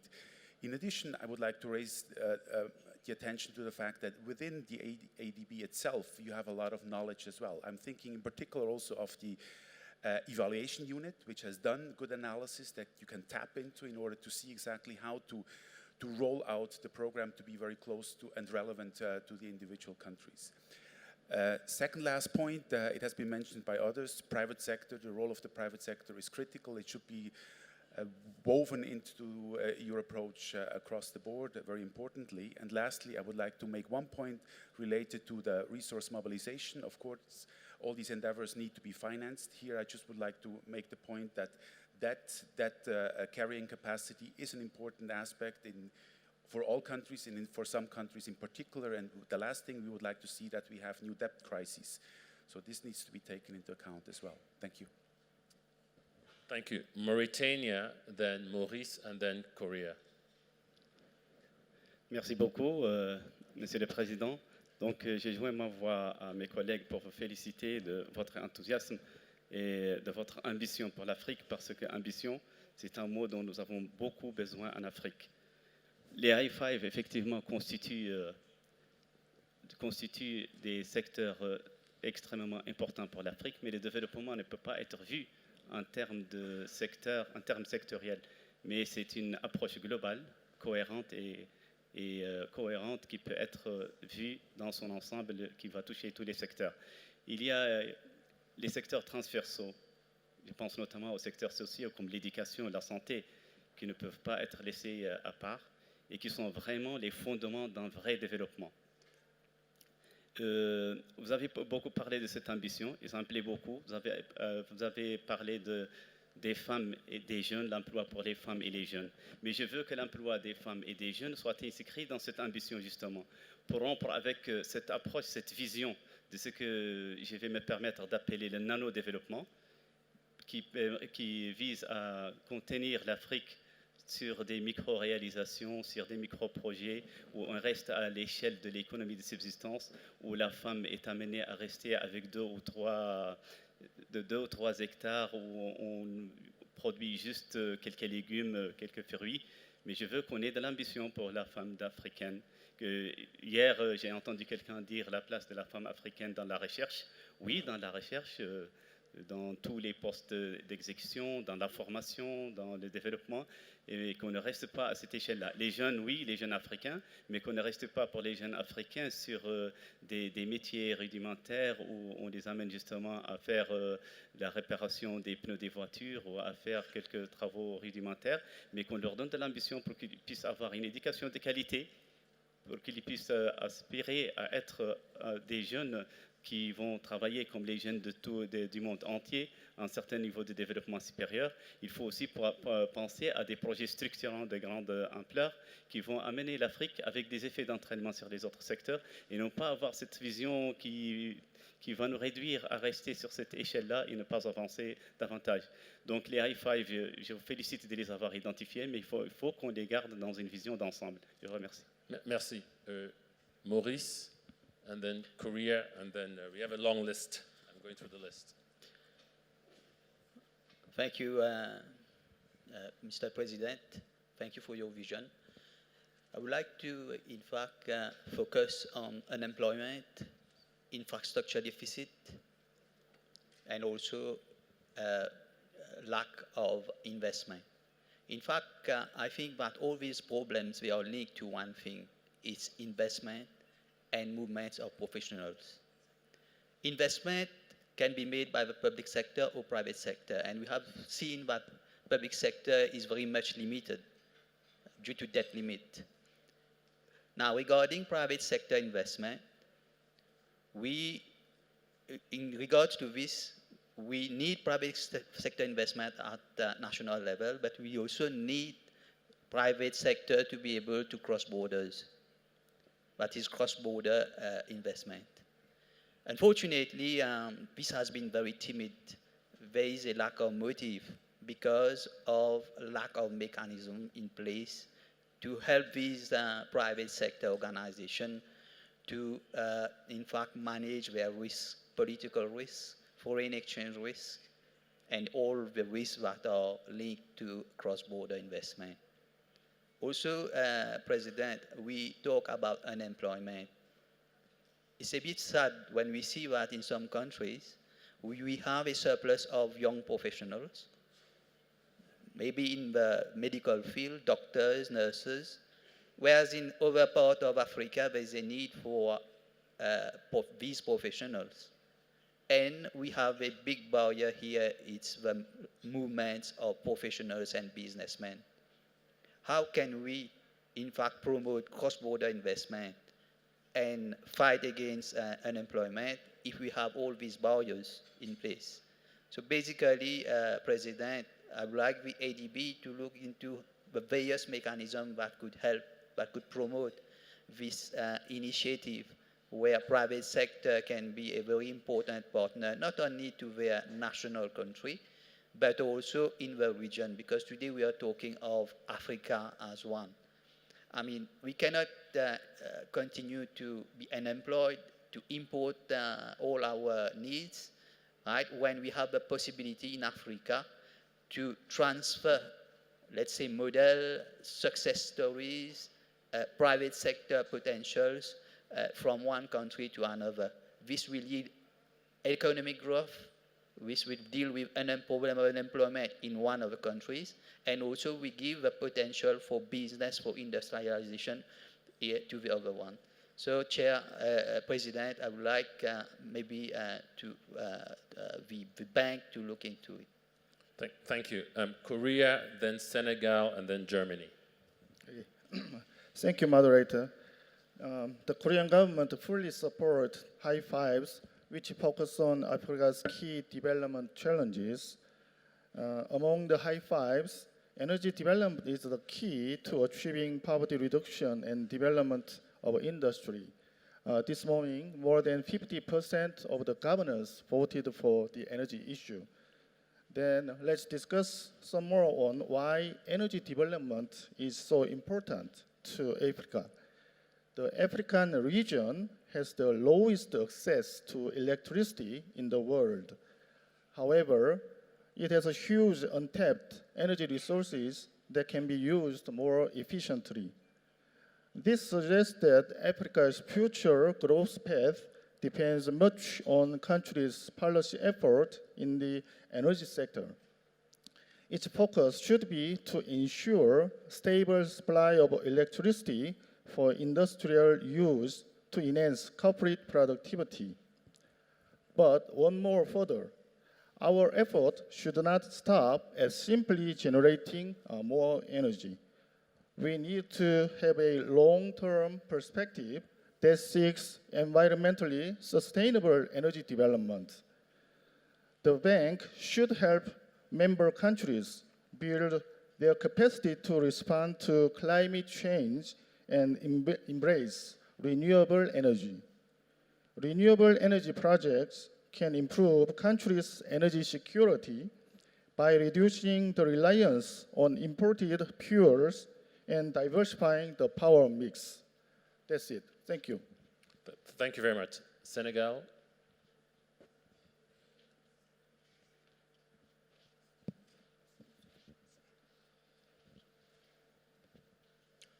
Merci. Merci beaucoup, Monsieur le modérateur. Monsieur le Président, je voudrais tout d'abord vous saluer et vous présenter tous les compliments du Sénégal pour votre élection l'année dernière, ainsi de vous dire que le Sénégal soutient très fortement votre vision, vos priorités, vos réformes et vos plans d'action, ainsi que tous vos collaborateurs, bien sûr, au sein de la banque. Nous vous encourageons aussi à poursuivre les réformes que vous avez entamées pour avoir une banque beaucoup plus rapide, efficace et performante. Car, comme vous l'a rappelé le président du Sénégal à Dakar en novembre 2015, des fois, les lenteurs et les procédures au sein de la banque font que nous n'atteignons pas tous les objectifs que nous voulons en matière de développement économique et social. Je vais revenir très rapidement au High Five en disant que la banque a prouvé son expertise, son expérience et ses avantages comparatifs en matière d'infrastructure, que ce soit sur les routes, l'électricité, l'eau et les ponts. Je pense que vous ne devriez pas vous en séparer. Vous devrez, au contraire, construire sur cela, améliorer davantage et tous les High Five doivent se focaliser sur cela, comme l'a dit tout à l'heure le Botswana, et s'assurer que nous ayons un continent qui soit très bien intégré régionalement. Je voudrais me focaliser sur ce point parce que l'intégration régionale, on l'a peut-être rapidement abordé, mais c'est aujourd'hui aussi un moteur clé de développement sur le continent. Un exemple sur lequel la banque devrait mettre le focus, c'est sur des projets d'infrastructures régionaux. On a des projets énergétiques tels que INGA ou des projets infrastructurels en termes de rails ou de routes comme le rail Dakar-Bamako sur lesquels je pense que la banque doit aujourd'hui jouer pleinement son rôle. Nous ne devons pas laisser la possibilité à d'autres partenaires comme, je ne voudrais pas citer de noms spécifiques ici, mais on est en train de s'endetter à des taux importants avec des crédits export pour réaliser ces infrastructures régionales, alors que la Banque africaine de développement devrait accompagner ces pays à résoudre ces problèmes d'infrastructure. Dernier point que je voudrais développer, c'est le développement du secteur privé. Nous savons tous que nos États ne sont pas en mesure de créer des emplois massifs durables pour les jeunes. Donc il faudrait mettre en place un cadre incitatif pour le secteur privé, comme l'a dit mon collègue de Maurice tout à l'heure, pour promouvoir le cadre incitatif permettre aux entrepreneurs africains ou étrangers d'investir dans le secteur privé en Afrique pour créer plus d'emplois, pour soutenir la croissance que nos pays sont en train de connaître aujourd'hui. Donc je pense que, Monsieur le Président, vous et vos équipes et les pays donateurs et nous-mêmes, nous devons vraiment nous assurer que dans les high five, le secteur privé puisse avoir un rôle là-dedans. Merci beaucoup, Monsieur le Président. Thank you very much. Germany, and then Namibia and Madagascar, and then we'll go to the next set of questions, but we'll come back to the list of people here. Germany. Yeah, thank you. I think the high five priorities, Mr. President, set the right scene for the bank's strategy if they are understood in the context of the long-term strategy on inclusive and green growth, and if they understood as the contribution of the African Development Bank to implement the Sustainable Development Goals. And this is the overarching structure we have to work for, to find a development path that is at the same time climate resilient. We are prepared to expand our agenda for climate action, and I appreciate that the management of the African Renewable Energy Initiative that has been launched during the G7 presidency last year will be done by the African Development Bank. Let me just point out that from my point of view, we should also discuss intensively how to bring in more private finance and how to raise more domestic resources for our tasks. So we also have to talk about the revenue side and not only the expenditure side of our work. And the time for investments is quite good. Interest rates in industrialized countries are low. Growth rates in many African countries are high. So there should be a high interest to bring in private finance, and that does mean much more than only attract foreign direct investments for private investment projects. It means to incentivize institutional capital for our public tasks in African countries. And in this context, I think we should use the know-how and, of course, the financial instruments of the African Development Bank to reach more leverage effect for private finance and also for domestic resource mobilization. And the last point I want to mention, of course, we need a structured policy dialogue, and this could be a positive effect of the decentralization strategy of the bank to be engaged more intensively in policy dialogue with the regional member countries, and I want to encourage your staff and invite your staff to maybe sometime call for more vigorously for policy reforms in member countries. It's not up to me to give some recommendations. We know within the European Union how hard this is to discuss about policy reforms in our member countries. So this should be done among friends, by Africans, and that's why the AFDB could play a convening role in this context. Thank you. Thank you. So just, I think for those of you who have your hands up, I have a long list. So just be assured your name is on the list, and we will get to you. So the next is Namibia and then Niger.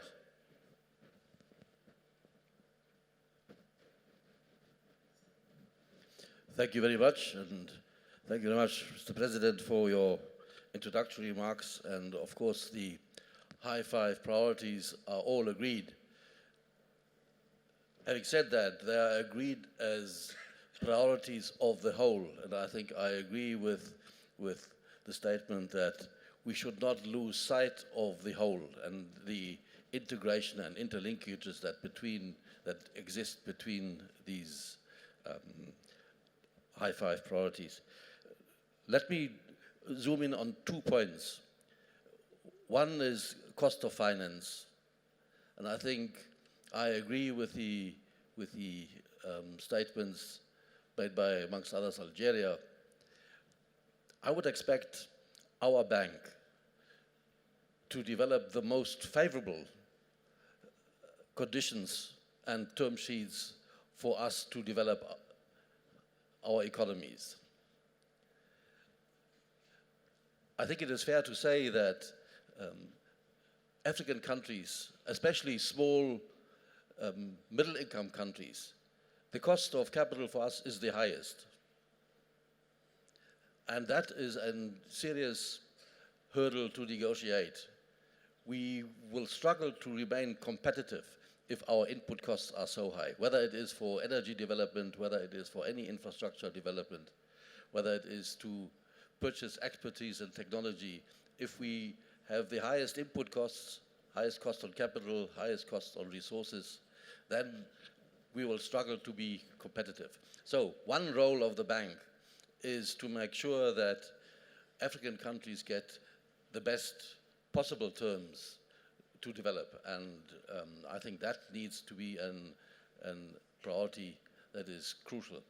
The second point is a soft issue, and that is the point of how much policy space do we have left in the international rulemaking to industrialize, to develop the cheapest and most cost-effective energy resources, to innovate.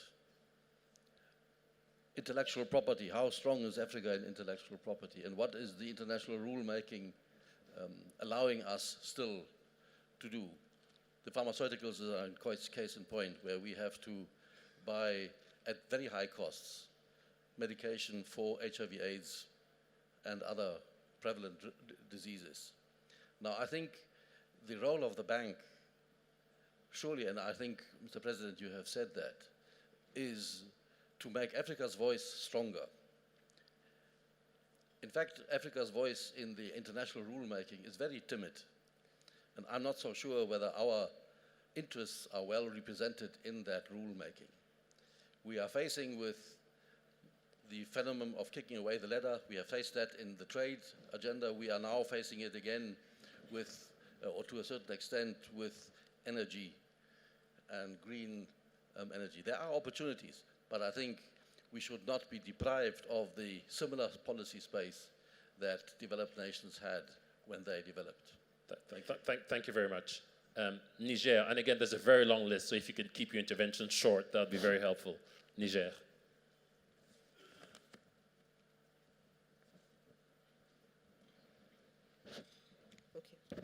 Merci beaucoup. Je voudrais, comme c'est la première fois que je prends la parole, Monsieur le Président, d'abord remercier notre Président du Conseil des gouverneurs pour l'accueil qui nous a été réservé dans son beau pays, la Zambie, où j'ai très froid, venant d'un pays où il fait actuellement 45 degrés. Et vraiment, je me sens très à l'aise à Lusaka et je suis sûr que ceci a été, notre président a été à la base de cette mise en condition de nous autres les gouverneurs. Monsieur le Président de la BAD, je voudrais m'associer à tous les autres pour vous féliciter et aussi pour vous remercier d'avoir une vision pour l'Afrique. Une vision à laquelle nous adhérons complètement au Niger. Une vision qui répond réellement à nos attentes. Et une vision qui est en train d'être traduite en stratégie et qui vont dans le sens d'un développement réel de l'Afrique. Et nous souhaitons vraiment que vous et toute votre équipe, et avec notre appui, avec l'appui de tous les pays, que vous puissiez réellement avoir les moyens de traduire cette vision en action concrète. Vous avez dit dans votre discours à l'ouverture que l'Afrique ne doit pas avoir des ambitions modestes. Je pense que là, vous avez parfaitement raison. Et nous avons des ambitions, des grandes ambitions pour l'Afrique. Et ces grandes ambitions, nous devons nous donner les moyens de les atteindre. Et nous pouvons, avec l'ensemble des gouverneurs de la BAD, pouvoir faire face à ces ambitions. Monsieur le Président, Je voulais dire que aussi j'appuie toutes les réformes institutionnelles que vous êtes en train de mener et nous encourageons vraiment la banque à aller de l'avant et par rapport à toutes ces réformes qui vont rendre la banque elle-même plus performante, mais aussi faire en sorte que les services qu'elle va nous rendre soient un peu plus fluides et plus transparents. Et je voudrais à ce niveau vraiment insister sur la réforme de la décentralisation pour faire en sorte que, en tout cas, que la banque soit présente dans tous les pays africains. Il faut faire justice à un pays comme le Niger où il n'y a pas de bureau de la BAD. Et nous souhaitons vraiment que la banque ouvre un bureau au Niger, ce qui serait une manière de mieux communiquer avec ce pays, cette banque. Monsieur le Président, je voulais me prononcer par rapport aux 5 priorités. J'ai voté pour la 5e priorité. Ceci ne veut pas dire que les 4 autres ne sont pas importantes. Elles sont très importantes. Et d'ailleurs, la façon dont elles sont classées, j'y adhère. Mais j'ai voté pour la 5e priorité parce que, comme l'a dit mon collègue de Mauritanie, il faudrait penser au secteur transversal, particulièrement l'éducation. L'éducation vue au sens large du terme. Pour des pays fragiles comme les nôtres, l'éducation constitue véritablement les fondements du développement. Les fondements du développement, si je prends par exemple la formation professionnelle, je prends l'alphabétisation, je prends tous ces secteurs, nous sommes sans avoir assuré un minimum sur le plan de l'éducation, nous ne pouvons même pas prétendre assurer une sorte de transition démographique. Parce que nous sommes à un niveau où aujourd'hui le Niger, en tout cas, est l'un des pays qui a le taux de croissance démographique le plus fort du monde. Et nous avons un gros problème parce que toutes les actions de développement que nous allons faire, tous les investissements que nous allons faire, si nous n'avons pas à assurer une bonne maîtrise de la démographie, ces efforts seront annihilés. Et donc c'est pour cela que, monsieur le modérateur, il faut me laisser finir. S'il vous plaît. C'est juste qu'il y a une longue liste, Madame le Gouverneur. Allez-y, mais il y a une longue liste de personnes qui veulent parler. Merci. Donc, c'est vraiment la première fois qu'il faudrait. Et je voudrais, dans le cadre des secteurs transversaux, insister justement, comme l'a dit le gouverneur de Mauritanie, sur l'autonomisation économique des femmes. Effectivement, nous savons que cette priorité fait l'objet d'une attention particulière de la part, en tout cas, des dirigeants de la banque, et particulièrement le président, il l'a dit lui-même. Je pense qu'il faudrait qu'un accent particulier soit mis. Je suis heureuse que 5 milliards de dollars soient mis à la disposition de l'autonomisation des femmes, particulièrement la promotion des femmes entrepreneurs. Donc je pense que ce serait une occasion importante pour les femmes de se développer. Mais il faudrait aussi que les femmes dans les milieux ruraux qu'une attention particulière soit à donner à ces femmes qui sont en milieu rural, qui n'auront pas accès à ces lignes de crédit qui seront mises à la disposition des femmes entrepreneurs. Et pour finir, monsieur le modérateur, je voudrais insister sur la question de sécurité, qui est une question transversale très importante. Nous ne pouvons rien faire sans la sécurité. Je pense que, monsieur le Président, au moment où nous aurons notre entretien bilatéral, j'approfondirai cette question.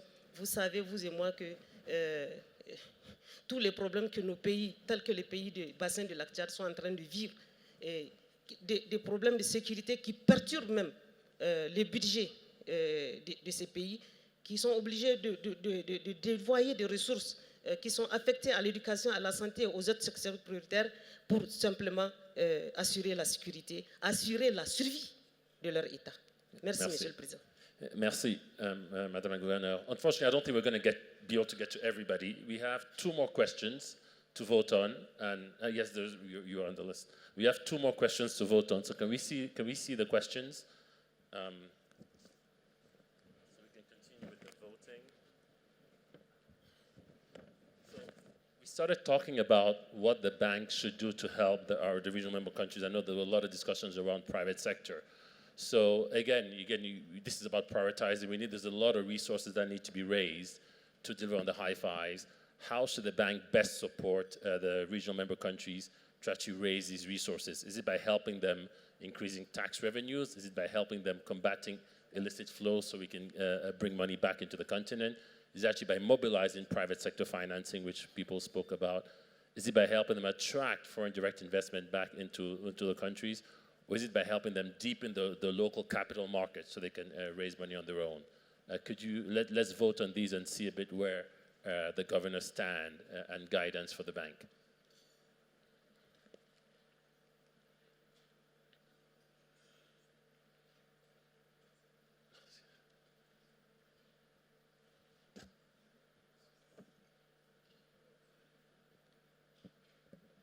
Any final votes?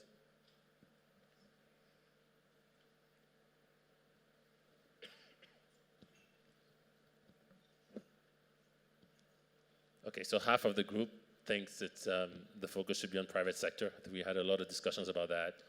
And then another 20% on FDI and 16% on tax revenues. But private sector is half of the group. And then the final question, and then we'll continue the discussion, because I think a lot of these topics have been touched on.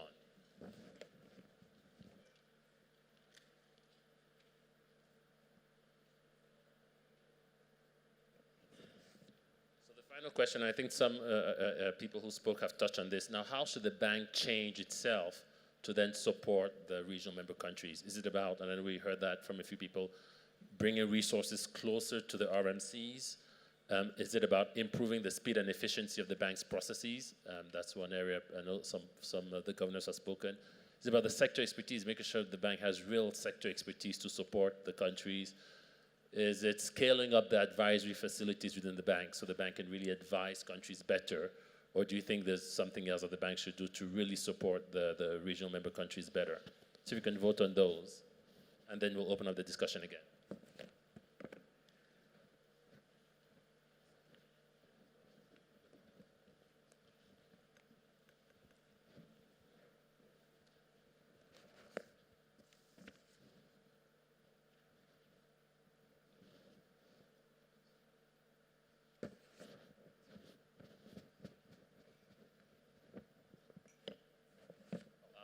Clear message.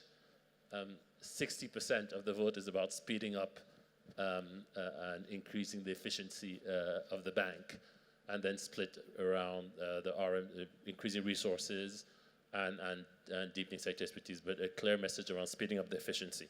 So let's continue with the inputs. The next speaker is for the governor from Madagascar, followed by the Gambia.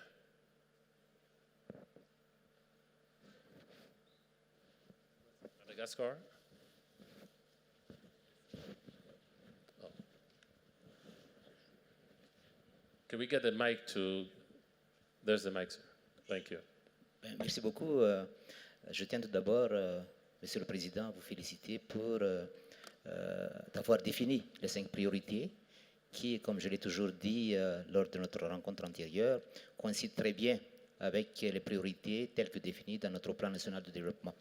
En ce qui concerne la question comment assurer une croissance inclusive et durable, je pense que dans le cas particulier de Madagascar, le choix est très clair et vite fait. En fait, nous devrons donc faire un effort pour mobiliser nos ressources internes afin donc de développer, afin de financer, disons, nos priorités de base en matière d'éducation, santé, etc. Mais les ressources étant limitées, ben c'est là que nous voudrions vraiment que la banque intervienne. Madagascar étant un pays essentiellement agricole, donc il va falloir qu'on arrive à trouver des solutions par rapport à ça, étant donné la superficie très importante de nos terres cultivables à Madagascar. Et ça, je pense que c'est vraiment important, couplé avec l'énergie. Mais on a dit tout à l'heure dans quel domaine la banque devrait aussi intervenir. Ben là, je vais être aussi très brève. Dans le cas particulier de Madagascar, étant donné nos ressources naturelles considérables dans le secteur minier, mais aussi dans la mer. Donc il va falloir peut-être, pour pouvoir nous aider à mobiliser nos ressources, à aider Madagascar à tirer profit de ces ressources-là, parce que c'est vraiment important, et ne pas se contenter, comme on l'a toujours dit, d'exporter ça de façon brute, mais d'essayer de les transformer sur place pour que ça puisse créer vraiment des emplois, et surtout pour les jeunes qui représentent plus de 50% de la population à Madagascar. Donc ça, je pense, Monsieur le Président, que c'est vraiment important et ça rentre bien dans la nouvelle politique que vous avez définie. Et enfin, en ce qui concerne l'intégration régionale, je pense qu'il va falloir revoir un peu le rattachement de Madagascar dans la région, puisque Madagascar étant dans la région australe, on préfère qu'on y reste pour qu'on puisse profiter de cette intégration régionale-là, puisque Madagascar est actuellement dans la région du centre. Merci beaucoup. Okay, so the Gambia and then Mozambique and then the UK. Thank you. First, to express our appreciation to President Adesina for your very brilliant presentation, and to say that the high fives are indeed of paramount importance to Gambia and many member countries here present. I want to join previous speakers that buttress the importance of infrastructure, and I talk about infrastructure, but also looking at connectivity in all aspects.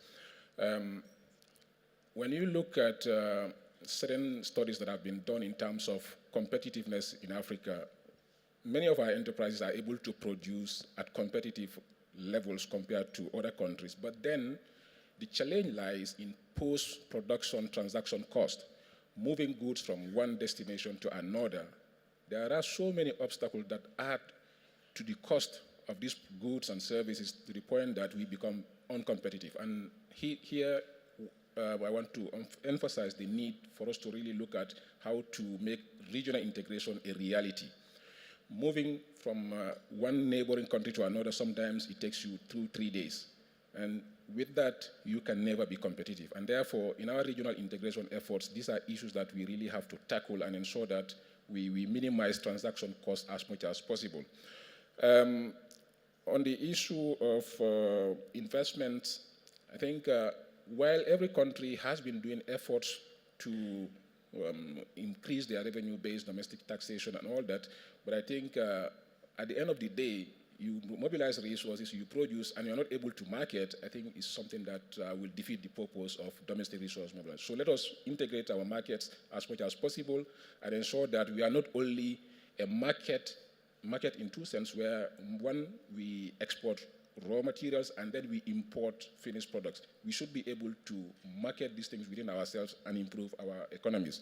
Finally, Mr. President, at a time when we are talking of leaving no one behind, I feel a bit concerned when we hear that we want to raise interest rates, because for some countries like Gambia, highly indebted, low-income countries, who rely heavily on concessional financing to meet some of our development needs, if cost of borrowing is to increase, then it means as governments, we might not be able to access certain resources that help us meet some of our basic needs and services. Thank you. Thank you very much. As you know, we're supposed to finish at 10. We started late, so we'll run till 10:30, if that's okay. So let me hand it over to the governor from Mozambique, followed by the governor from the UK. Mozambique.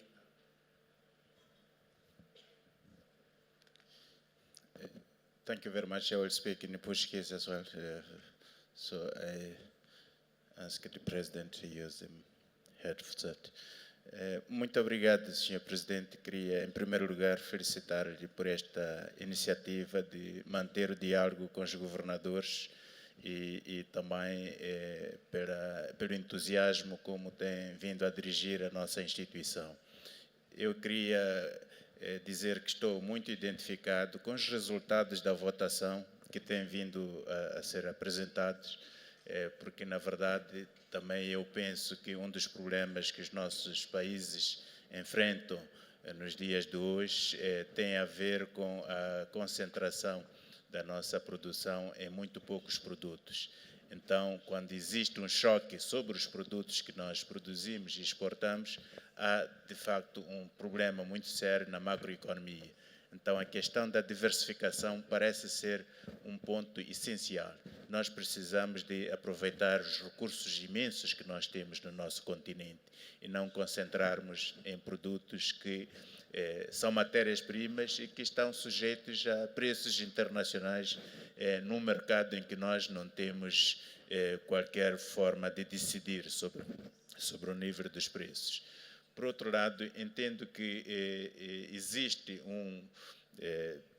déficit energético no nosso continente, particularmente na nossa região, mas por outro lado temos um potencial grande de produzir, de gerarmos energia. Então a parte energética parece ser uma questão que deveria prender a atenção do nosso banco, do BAD, não só utilizando as fontes habituais de energias, mas também olhando para as energias renováveis, as energias limpas, como foi ontem realçado nos debates que tivemos.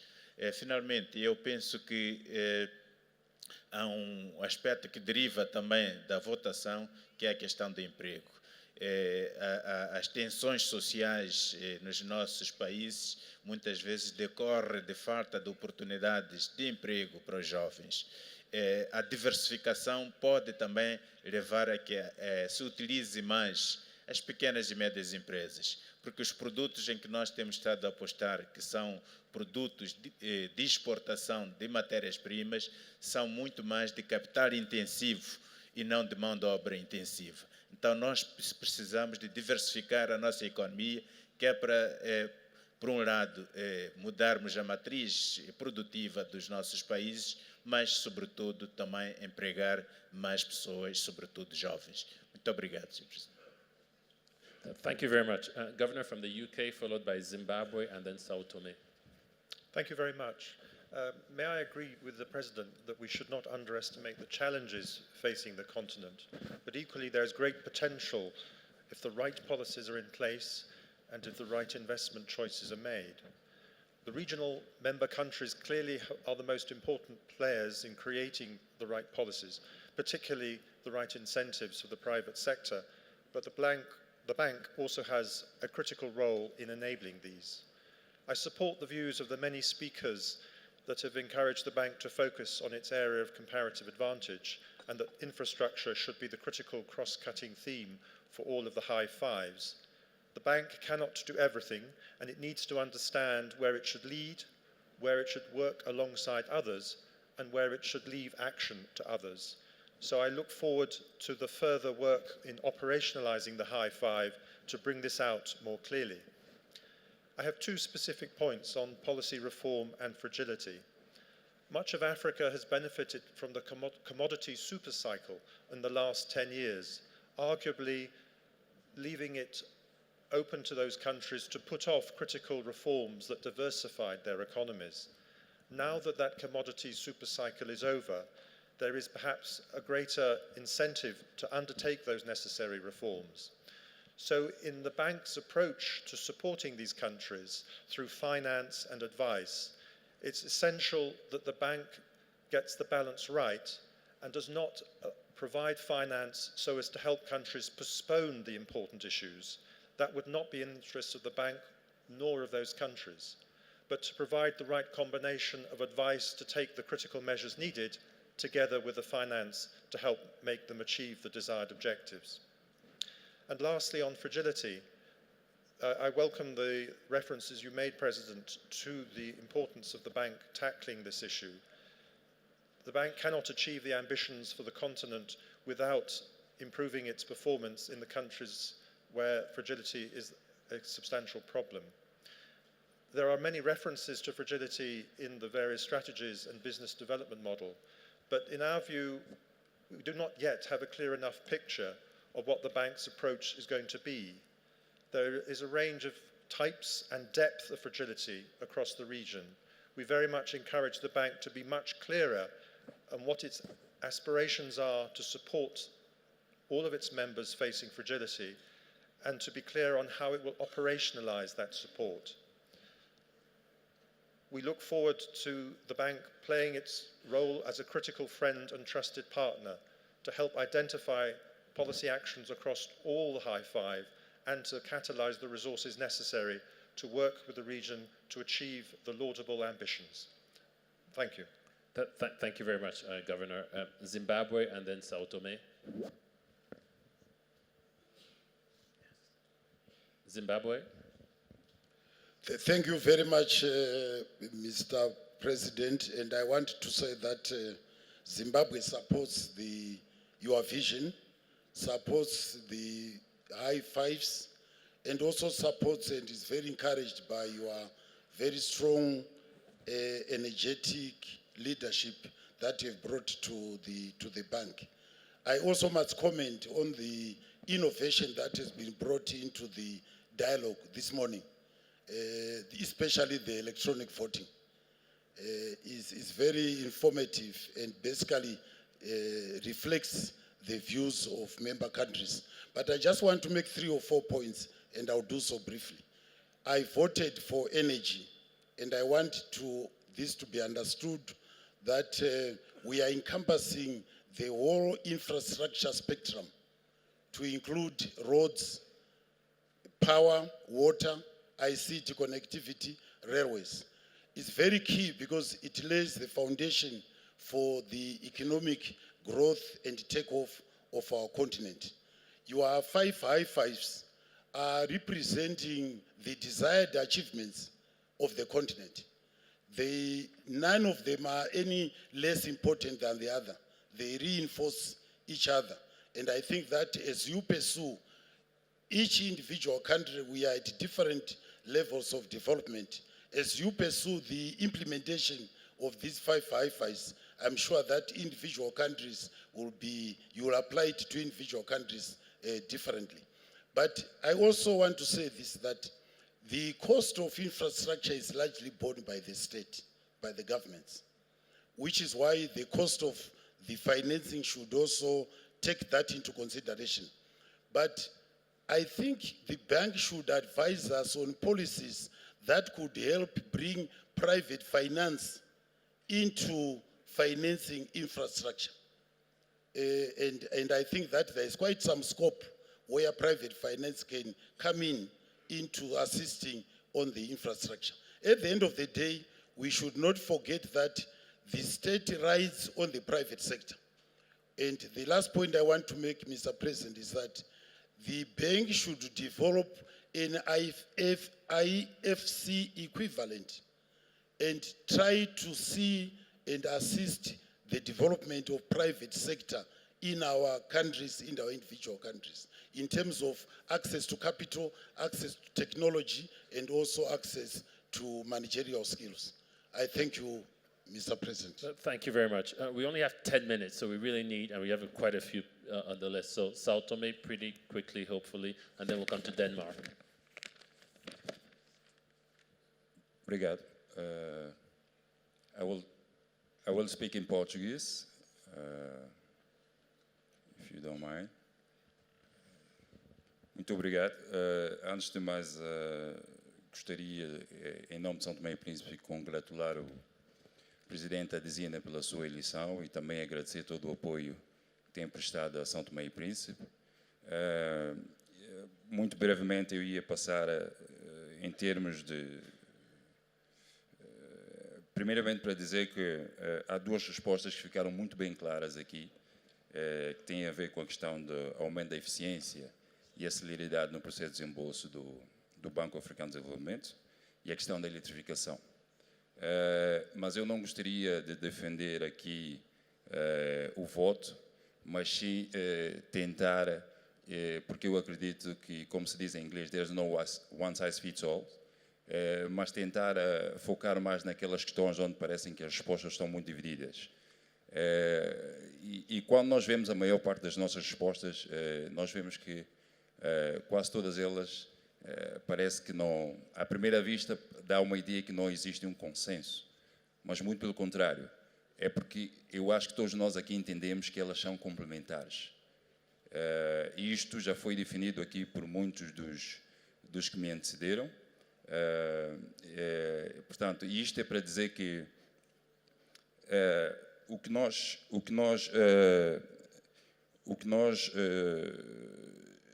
para nós definirmos aquilo que são as prioridades das prioridades, e se nós tivermos em conta o que o Presidente Adesina mencionou, que nós temos que andar à velocidade de leopardo, eu acho que o que tem que ser feito neste sentido é ver dentro das prioridades qual delas é que todas as condições estão criadas e nós irmos implementando às prioridades, porque nós aqui acreditamos que todas elas são prioritárias para a África, e ver dentro daquelas onde existem todas as condições criadas e começar por estas onde as condições estão todas criadas, ao mesmo tempo que nós vamos criando condições para implementar as outras prioridades. Portanto, sem mais delongas, esta era a contribuição que eu gostaria de trazer e obrigado.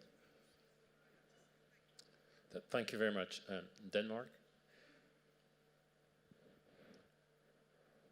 Mr. President, from Denmark you have our support for your ambitious agenda, and we agree with the high fives as your top priorities. We are pleased to see the reference to the Sustainable Development Goals, which we, like others also have alluded to, believe must be the overall framework for the bank to work within and deliver results on. For us, the agenda should be inclusive and green in order to prepare the continent for the future.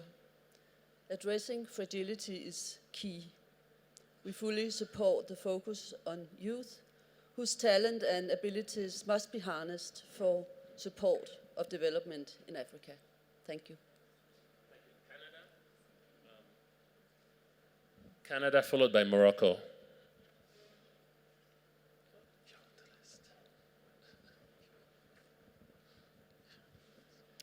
Thank you. I'm going to raise just 2 points to keep it brief.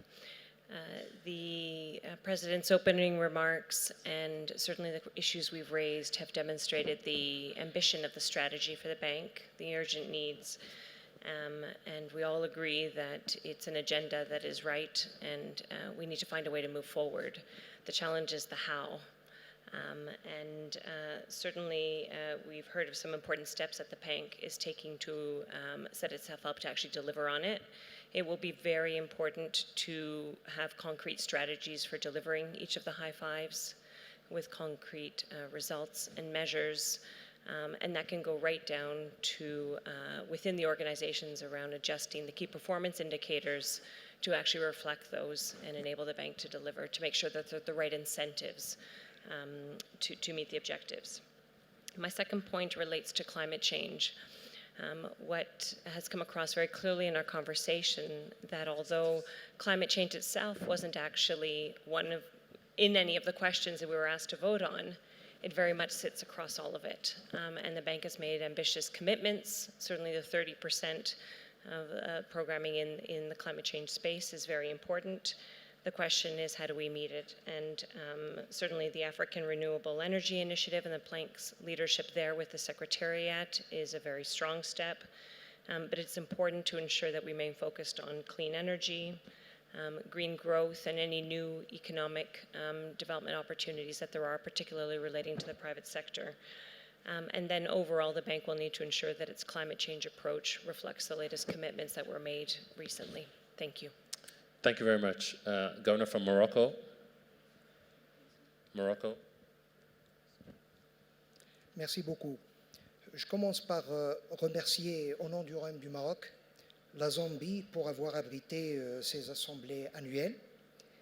Et je tiens aussi à vous féliciter, Monsieur le Président, et rendre hommage aux efforts de la Banque d'accompagnement du développement économique et social en Afrique.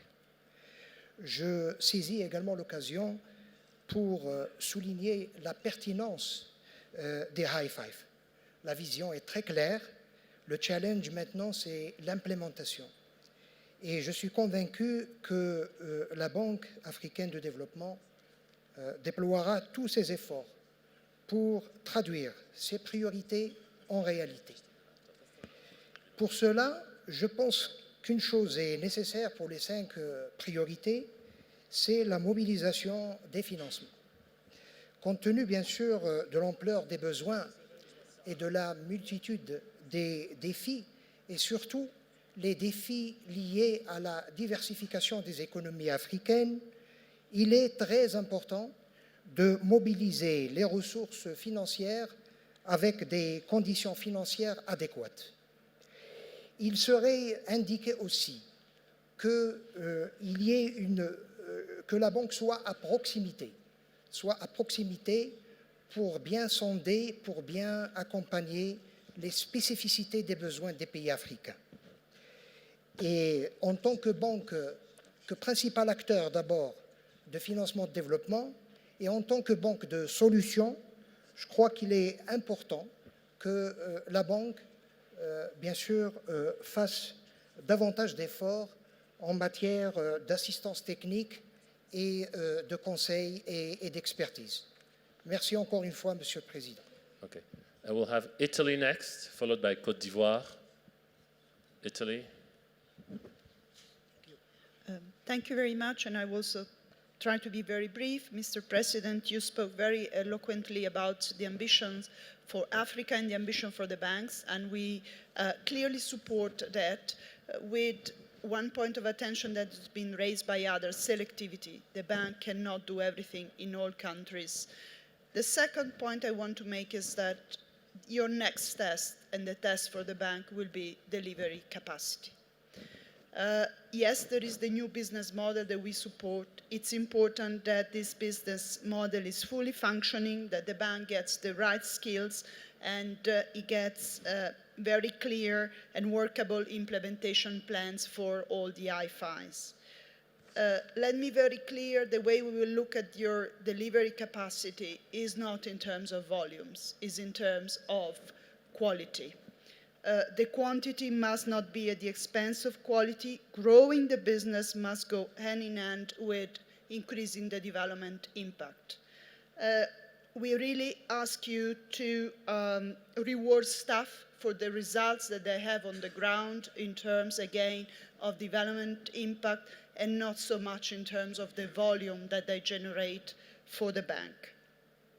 And we also really would like to see the bank present in difficult contexts in a very effective way in countries where the situations is more complicated and where, again, quantities may be small, but the presence of the bank can really deliver development impact. The bank has to remain focused on projects. I've heard many governors asking the bank to help them to develop good quality projects, and I think this should really be the focus of the bank. Large programs with large volumes but not very clear development impact should not be a priority for the bank. Last point, efficiency. Improving cost efficiency remains an outgoing responsibility for the bank, and we really ask you to go through an expenditure review where each line of the budget is really questioned and justified to make sure that resources are spent when it really matters. Thank you. Thank you. So Côte d'Ivoire, followed by China. Merci. Je voudrais, comme tout le monde, saluer le président, saluer toute l'énergie qu'il met au service de notre banque et qui va certainement permettre d'accélérer le développement auquel nous aspirons et pour lequel il est en train d'essayer de nous accompagner. Monsieur le Président, je voudrais dire que la Côte d'Ivoire adhère à votre stratégie. Elle salue, elle la trouve pertinente et nous soutenons les 5 piliers. Je voudrais profiter de mon temps de parole pour appuyer l'idée que le président, au sein de ces 5 piliers, une place importante devrait être faite pour l'accompagnement du secteur privé. Nous voulons construire des économies résilientes. Nous voulons donner une bonne place, une grande place au secteur privé, bien entendu à la mobilisation des ressources internes pour accompagner le développement, mais une bonne place au secteur privé et créer un secteur privé dynamique. Monsieur le Président, dans cette stratégie, je pense qu'une place importante devrait être faite aux PME, surtout aux PME locales, pour aider à densifier notre tissu de secteur privé. Il y a une question qui est importante également, c'est celle de la qualité de nos ressources humaines. Je pense qu'à l'intérieur des 5 piliers, une place importante devrait être faite à la formation, à l'acquisition de connaissances, au développement de capacités. Et surtout également, donc, on va dire, à la formation de la population. Je pense que c'est quelque chose qui est important. Ces questions de démographie qui sont à l'ordre du jour, la question du dividende démographique devrait être aussi une question que la banque devrait pouvoir s'approprier à l'intérieur, parce qu'avec ces taux de démographie et cette proportion de la jeunesse à prendre en charge, à éduquer et à employer, est une question que nous devrions commencer à aborder parce qu'elle ne peut se résoudre que dans le long terme. Enfin, Monsieur le Président, non, l'avant-dernier point, c'est la question des études. Si nous voulons faire des projets ambitieux pour l'Afrique, financer des projets ambitieux sur les 5 chantiers d'ailleurs, il faut que nos pays puissent disposer d'études sur les projets à financer. C'est une problématique réelle que nous essayons d'adresser et je voudrais demander à la banque de regarder de près et avec intérêt cette question. Enfin, je voudrais saluer la décentralisation. Quelqu'un a parlé tout à l'heure du rapport efficacité-coût. Nous espérons qu'elle va être mise en œuvre progressivement pour que les agences puissent profiter les unes des expériences des autres et que l'implémentation se fasse avec de plus en plus d'efficacité. Je vous remercie. Merci, Madame la Ministre. China. Okay.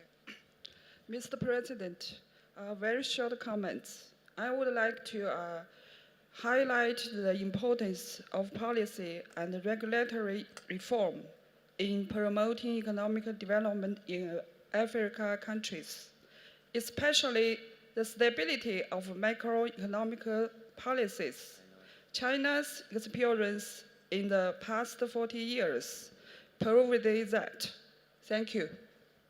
Thank you. So unfortunately, we'll take 2 more, Burundi and Malawi, and we really have to close and hear from the President. So quickly, please, if we can. Merci, Monsieur le modérateur. Je commençais à m'inquiéter. Merci quand même. Donc, Monsieur le Président, c'est juste pour aussi, comme les autres, féliciter votre façon de pouvoir montrer votre vision en vue d'accélérer le processus de transformation de l'Afrique envers une croissance inclusive par les cinq grandes priorités. Juste pour la première priorité où vous avez mentionné éclairer l'Afrique et l'alimenter en énergie, je ne sais pas si peut-être ça serait une mauvaise compréhension de ma part, mais sinon pour moi je voudrais proposer que ce soit alimenter l'Afrique en énergie, parce que si l'Afrique est alimentée en énergie, vous comprendrez très bien qu'il y aurait une partie, soit une sous-composante pour l'éclairage, il y aura de l'énergie pour l'industrialisation, pour la transformation des produits, et à ce moment-là, il y aura aussi la création de l'emploi, et on aura finalement amélioré la qualité de vie des Africains. Donc, si on pourrait peut-être, le premier point, au lieu d'éclairer l'Afrique et l'alimenter en énergie, si on pourrait alimenter l'Afrique en énergie, je pense très bien que ça pourrait peut-être bien coïncider avec l'objectif. Deuxième point, c'est en rapport avec les projets, comme l'a dit notre consoeur du Tchad, pour que les projets soient beaucoup plus bancables. Et dans ce cadre-là, on pourrait aussi en profiter pour le développement des partenariats publics et privés, parce que vous savez très bien qu'avec la mobilisation des financements ordinaires, on ne parviendrait pas effectivement à pouvoir arriver à ces objectifs avec ces moyens propres. Donc, avec le développement du secteur privé, on pourrait effectivement y arriver, et cela demande des projets bancables. Et enfin, c'est juste pour vous demander, Monsieur le Président, que le Burundi est en sécurité aujourd'hui, et on voudrait vous demander de pouvoir commencer à pouvoir envoyer encore vos missions sur le Burundi, parce que c'est dans ce cadre-là que même les projets qui s'opèrent là-bas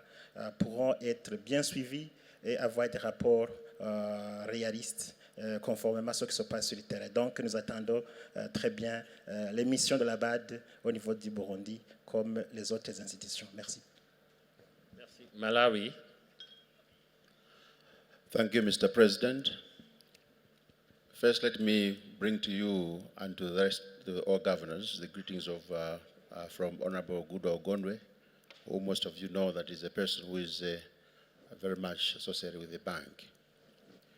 I only have two issues, and these are related to the last two questions, and also just to indicate that I did vote with the majority.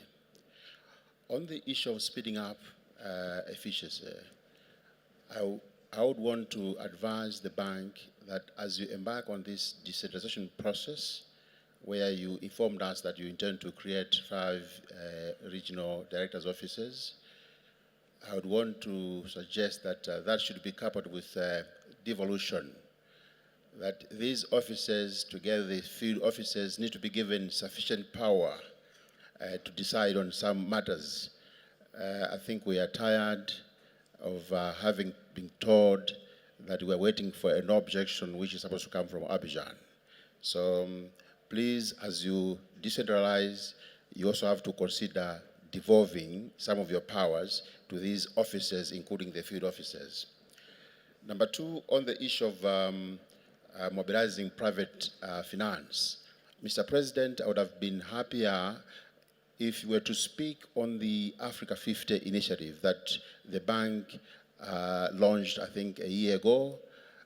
We know that the Africa 50 initiative is there to support infrastructure development in Africa, and I think that could be something worth listening to in terms of your vision as to how you see the African Bank leveraging resources from the Africa 50 initiative. Thank you, Mr.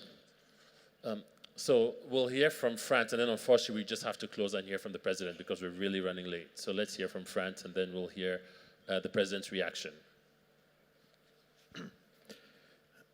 Alors j'avais promis à ma voisine qui avait demandé la parole nettement avant moi qu'elle aurait la possibilité de parler. Est-ce possible? So Gabon and then France, sorry. Merci, Monsieur le Président. Monsieur le Président, je viens ici vous encourager par rapport au programme ambitieux pour la réalisation des 5 priorités dont le Gabon adhère complètement. Mais, Monsieur le Président, je voudrais vous demander, je voudrais vous exhorter à mettre en musique rapidement l'entrepreneuriat, le financement pour le partenariat, l'entrepreneuriat des femmes, parce que comme vous l'avez si bien dit dans votre discours, que lorsque la femme gagne, l'Afrique gagne. Donc, comme vous le savez, le président de la République, chef de l'État, Ali Bongo Ondimba, a décrété la décennie de la femme, année 2015-2025. Donc, vous êtes dans la même, vous partagez la même vision sur ce point. Donc, quand une femme est éduquée, elle est formée, elle est bien formée, elle est éclairée, elle est édifiée, elle ne peut pas se tromper. Je vous remercie, Monsieur le Président. OK. Maintenant, la France et finalement Djibouti, and we'll really have to close. Merci.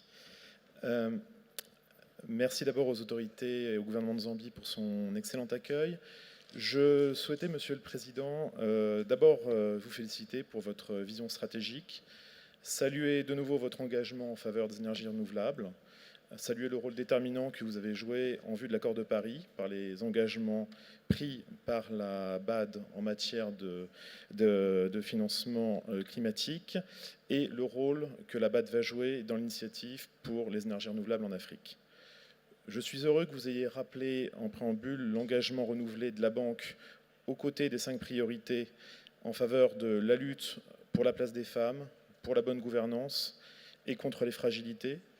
De ce point de vue-là, je pense qu'il est extrêmement important qu'il y ait une présence sur le terrain au plus près des États fragiles, en particulier dans un contexte où, comme un certain nombre de gouverneurs l'ont rappelé, un grand nombre de pays font face à un contexte sécuritaire compliqué.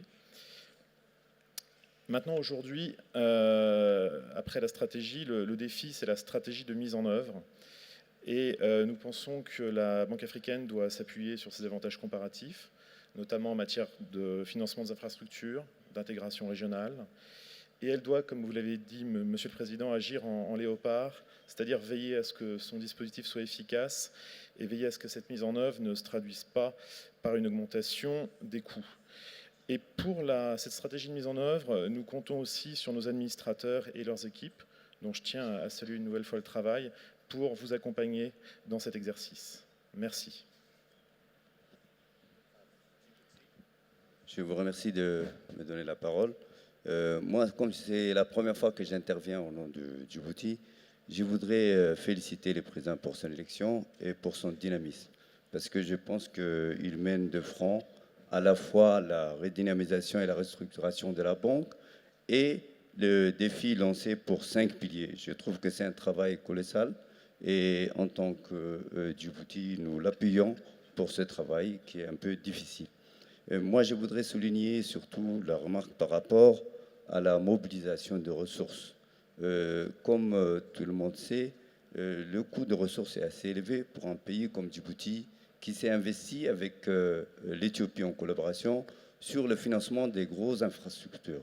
Sur le financement des grosses infrastructures, la BAD nous a accompagnés sur le projet d'interconnexion Éthiopie-Djibouti. Mais tous les autres ports, les routes, les chemins de fer, nous avons dû le financer par des prêts export, comme le disait mon collègue du Sénégal. Et tous ces prêts sont assez coûteux.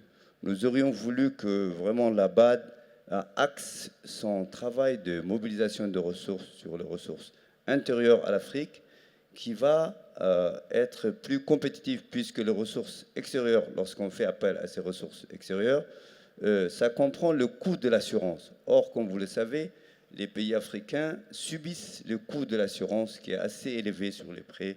Et nous aurions voulu que vraiment la BAD se penche sur ce problème. Et d'un autre côté, comme c'est un petit pays, c'est un État aussi fragile, nous aurions voulu que la BAD soit présente à Djibouti et qu'il se rapproche de Djibouti. Quand il se rapproche de Djibouti, il se rapproche à la fois de la Somalie, de l'Érythrée et de tous ces pays qui peuvent être mieux assistés. La Banque mondiale est présente à Djibouti. Il n'y a pas de raison que la Banque africaine ne soit pas présente à Djibouti en ouvrant un bureau qui va nous assister.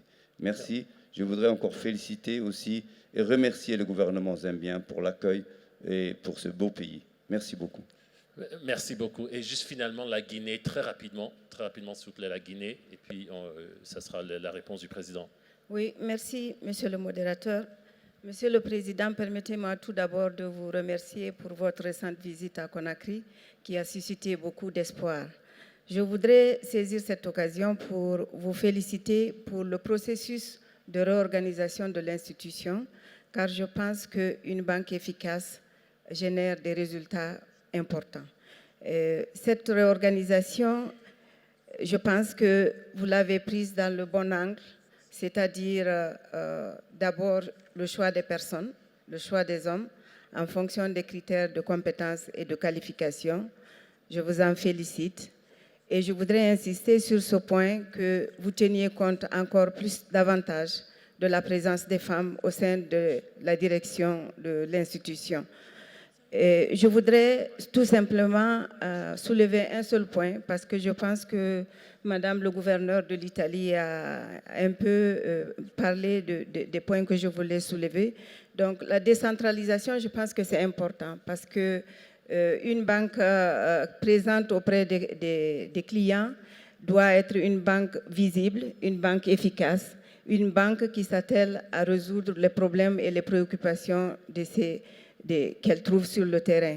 Et cela doit être fait de façon assez rationnelle, c'est-à-dire aller là où les besoins se font sentir, et aussi donner un certain pouvoir de gestion de ces différentes représentations pour que ces représentations aient la possibilité de résoudre les problèmes sur le terrain, en tout cas une bonne partie de ces problèmes, sans remonter à la direction centrale.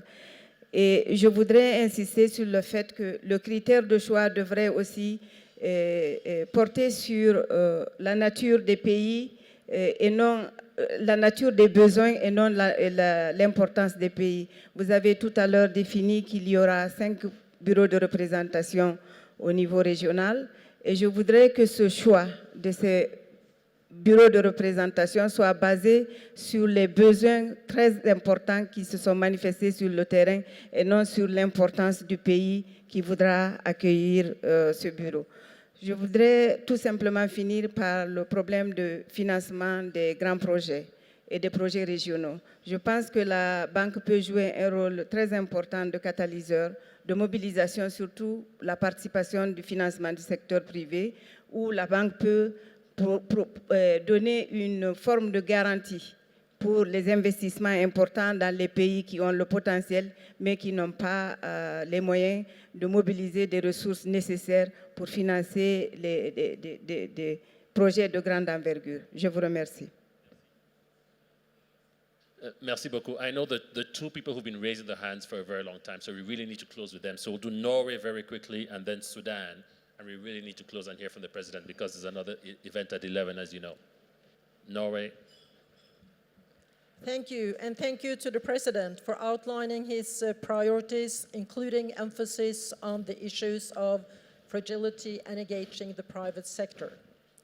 Regional ownership and political support will be key to the success of achieving the High Five agenda. Two very brief points from my side. Firstly, there is a need to set clear targets for what should be the bank's contribution and develop realistic and measurable result indicators based on available resources. Our parliaments back home will want to know what progress is being made in terms of achieving set targets.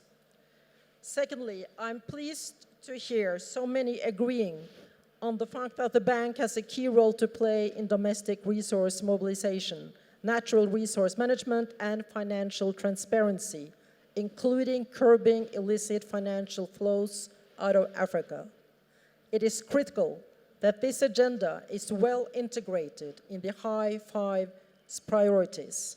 Setting up institutions for scaling up the High Fives is one thing, but running such institutions effectively can be a different challenge.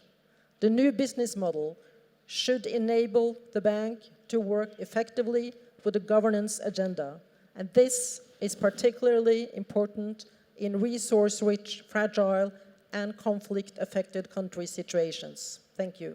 Thank you very much. Sudan. Thank you very much. I do appreciate the role that the President is doing now for organizing these very fruitful discussions and presentation of a very clear vision and the institutional reform setup that have already presented to us. And I'd like to focus on the prioritization of the issues of the top five, mainly the issue of power, which is most of the governors voted for it. And here I would like to say that the bank should help the member states developing national strategies in the energy sector and to develop a universal continent strategy for power. And also I'd like to touch on some issues like the issue of fragility. And you know that Sudan and South Sudan, after succession, they need to build new viable states. And we have witnessed a very severe financial shock due to the loss of oil, for example, and the need of diversity of our economy and having inclusive growth to overcome the difficulties that we have passing through is of vital importance. The fragility should also we have the benefit out of that as two states to build new viable economies. The issue of upgrading the capacities of the member states in having prudent policies, macroeconomic policies, is vital, together with empowering the liaison offices of the ADB in its structure and having more power for the representatives in member states. Thank you very much. Thank you very much. And I really have to apologize to those we were not able to get to. I think we got to most people, most governors. But thank you so much for your input, your questions, your comments. And I'll hand over now to the President to respond to them.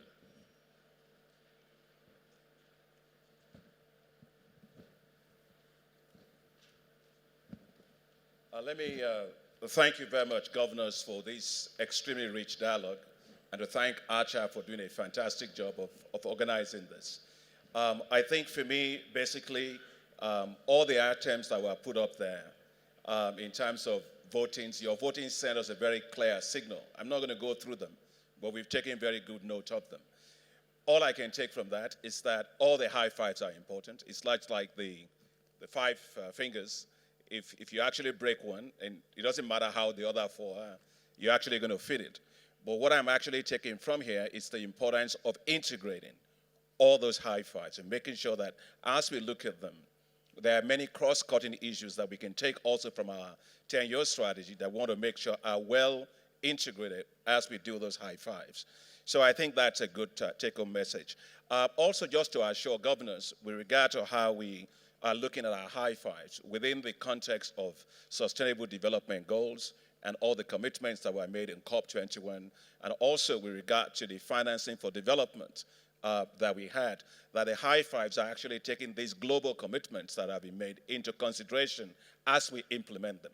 We took them into consideration as we designed them, but we also take them into consideration as we implement them. I think I want to assure governors on the strategies for delivery. Actually, our board of directors are doing a great job. I think, is Mayor here? I think Edie Mayor, yeah. Edie Mayor and the CODE team have worked extremely hard to help us on this. I think when we had our job strategy, actually I was telling the board that the questions we had were just the same size as the strategy that we were giving them, and we had to respond to them. So it's a very rigorous process. I think for each of the strategies, we have very, very detailed implementation plans for them that we have looked at. In fact, sometimes the implementation strategy is more detailed sometimes than the strategy itself. So we have a very, very clear one in terms of what the targets are. What is it that we can do? But we realize that to meet the ambitions of Africa, the bank can become a shivering violet. It has to work with others. It has to mobilize others to achieve greater things and leverage the resources of others. And I think the issue of co-development, I want to emphasize this again, it's what guides what we do. The ambitions that you all have talked about are very high, but we're not the only game in town. And we want to work with others to synergize and make sure that we can make big things happen. I think that's the focus of how we actually working. I want to touch on the issue of the implementation of the high fives. Clearly, we got to retool ourselves. We got to hire the right staff because we have different strategies now. We need different skill set. We have to upgrade existing skill set. And we have to also change how we work, which is, I went to one country where we are working on power. I think it was in Southern Africa. And, it wasn't South Africa. It was in, South Africa, our regional office there. We had only one person there that's working on energy. And energy is a big issue there. Because many of the offices where we have people, but not necessarily the skill set that matches what the countries want there. And so we can't influence the public dialogue. You're talking about policy dialogue. You can't really show up and say, the only thing I bring to the table is a check. No, what you must bring to the table is knowledge. And that requires that we have the top-notch staff that we can hire in all those countries. That's why within our business development model, we're talking about hiring the right kind of people in terms of number of staff, quality of staff that can work together and deliver quality portfolio at point of entry for us in all of those countries. So that's how we are changing it. We're not going to be headquarter-based. We are going to be based where the needs are, and that's where the bank really is. The bank is not the headquarters. The bank is really where the needs are, close to the countries, and so we're going to change that. So, as I said to you, the issue of performance contracts is going to be very critical. We're a bank. We're not a commercial bank, but we are also not a foundation. We are not an NGO. We're a bank. We've got to make money so that we can actually do more. And we've got to help countries so that they can deliver more results. And so we're going to be very rigorous in our performance contracts in terms of results on ground. It's going to be very, very critical. I want to talk about the issue of the cost of borrowing. I know it wasn't a very, when we had these conversations in the boardroom, it wasn't an easy conversation. I see my brother Meluki there laughing. I know how it was. But what I called about was, I call it a difficult consensus. Because we've got to realize that even if we want to do development impact, which is what we are there for, the bank does not lend development impact units. The bank has loans, it has guarantees, it has loan-edge products. That's what the bank does. So we've got to make sure that we remain financially viable, healthy, to be able to do more for our countries. If we want to do ADF, for example, we have advanced capital commitments that we have to make to be able to do that as part of our ADF discussion. But if you are actually borrowing money for a mortgage, and then you are asked to pay your down payment, and then you have to borrow money to also pay your down payment, that's not a good thing at all. And I think what we are talking about is we want to be in a financially strong position to be able to do more. The money we make, we don't spend on ourselves. Most of it will go into reserves. You're going to look at some of those today. Some of it will also go into ADF, it goes into ADB, it also goes into the MIC. Some of you are talking about the middle income countries, facilities that we support their transition. So you're going to make decisions as governors today about the allocation of those resources. But we got to grow those resources. We're a bank. I think we are a bank. We got to have the discipline of a bank, making money not for ourselves, but money so that we can do more for our countries. I think that's the focus of what we're trying to do. Now, when I look at the pricing, let me just say that Standard & Poor's, when they looked at it, they ranked the bank among the most efficient in terms of administrative budget to equity. And that is from Standard & Poor's. The second thing I want to say is that if you look at the 20 basis point price that we approved, the board approved for us last week, it still makes us the most competitive. We are about par with the World Bank. We are lower than the Inter-American Development Bank in the rates that they charge their countries. And I think the governor from Ghana was making a great point in terms of when people, countries go to capital markets and so on. When the countries go to capital markets, the rate at which you all borrow is a lot more than this rate. So these are still very, very highly concessional rates that we are talking about here. So ADF terms, let me say, remains very concessional. And yes, reasonable loans, yes, but we also have to be a strong and a growing bank to be able to deliver. Just to go through what the rates are before the board approved changes last week. AFDB was LIBOR plus 55 basis points. World Bank was LIBOR plus 83 basis points. Inter-American Development Bank was LIBOR plus 139 basis points. And the Asian Development Bank was LIBOR plus 47 basis points. So you can see that over time, we haven't really changed our rates. And so just a very small increase. So we're just trying to increase a little bit so we can do more. So I want to say that it's very, very reasonable, and we still remain very competitive as we pass on these other rates that we have to our member countries. Let me also say that our pricing is not driven necessarily because we want to make money, and that's why we just wanted to do that. No, because when your business environment changes, you also have to change. And so we can't be laggards in a system in which everybody else is changing, but we're not changing. And I told our board of directors that we cannot be like Air Afrique.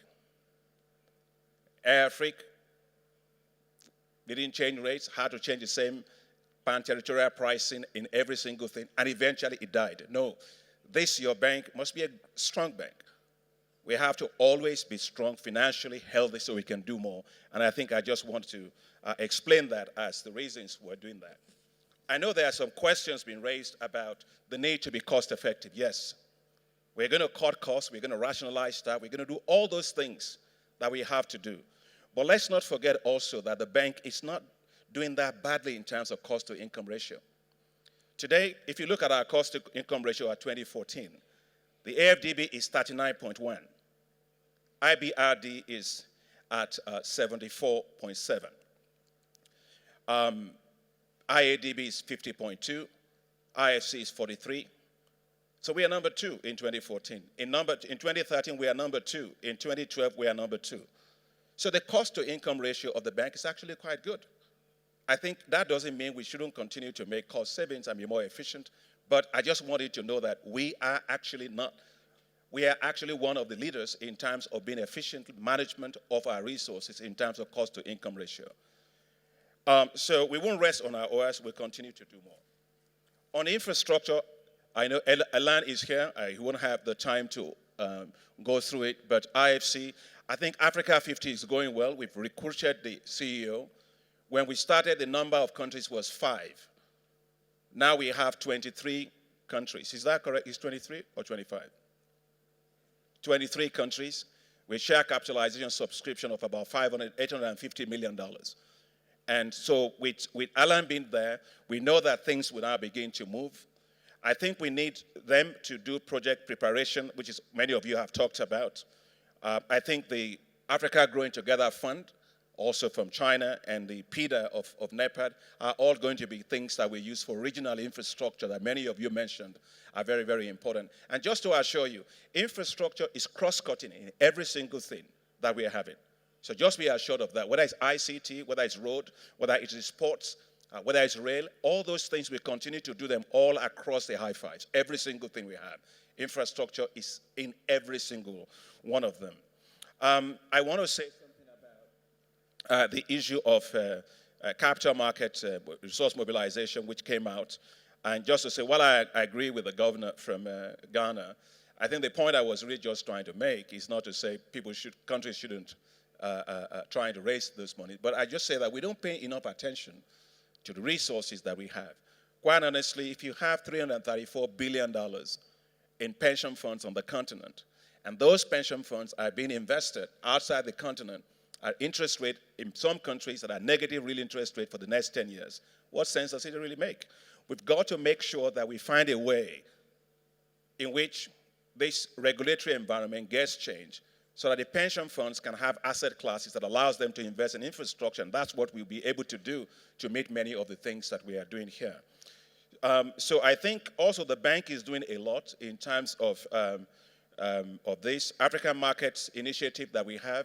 We have the Africa Bond Index that we've done with Bloomberg and all of that, and local currency bond issues that we'll continue to do to support countries to mobilize money domestically. I want to also say that private sector, yes, I hear you, Governor from Gatete and others that have spoken to this. And I think that we should realize that when our bank was created, it was created because government was everything. In fact, there was really no private sector. And then we had ADF because African countries were very, very, very poor. But today, things have really changed. Private sector is massive, but we are not tapping into that private sector in Africa. And I think the greatest thing for Africa, as many of you, is how we tap into that.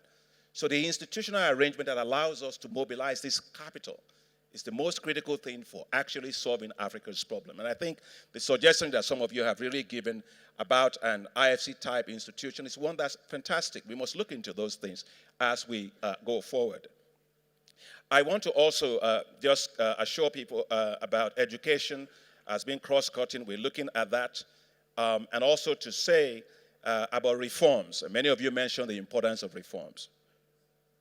In the Econ complex, when the chief economist comes on board, you will see that we've changed the title of that chief economist to Chief Economist and Vice President for Economic Governance. Because economic governance is very key, and we want to be sure that we support you with capacity, with good policy advice, and as a bank, we are going to recruit a lot of macroeconomists because I don't think we have enough macroeconomists at all in the bank. Folks are going a lot to IMF, you have a lot of things that are going on, but I must make a distinction between a consultation word and an emergency word. We don't want a situation where the emergency word becomes the consultation word. In other words, we want to provide support earlier to our countries in how they manage the fiscal space, macroeconomic stabilization, and so on. We're working very closely with IMF on this, by the way, so we'll continue to do that. I just want to give you that assurance. And on fragility, I'm not going to talk much about it. We've taken note of all the points that you've raised on that, but just to assure you that for fragility, the issue remains about,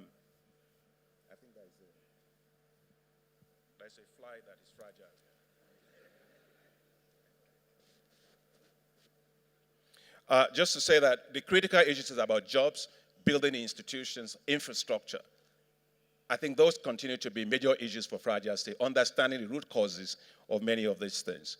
And lastly, about climate change. And the governor from France, when you were talking about COP, vous avez discuté concernant les choses concernant le COP 21. Et on vous remercie beaucoup pour tout ce que le président Hollande a fait pendant le COP 21. Et je pense que l'engagement, on avait pris l'engagement déjà, que nous, en tant que la Banque africaine de développement, on va tripler notre financement en ce qui concerne le financement de finances pour l'environnement. Mais aussi, je voulais aussi remercier les Allemands et la France pour leur soutien pour les initiatives d'énergie renouvelable qui sera basée au sein de la Banque africaine de développement. Et ça, c'est très important. Mais j'aimerais simplement dire que l'importance de la Banque africaine de développement d'aider le pays de faire, comment on dit, I don't know how to say the INDCs in French. INDC, c'est comment en français? Hein? INDC, OK. INDC, OK.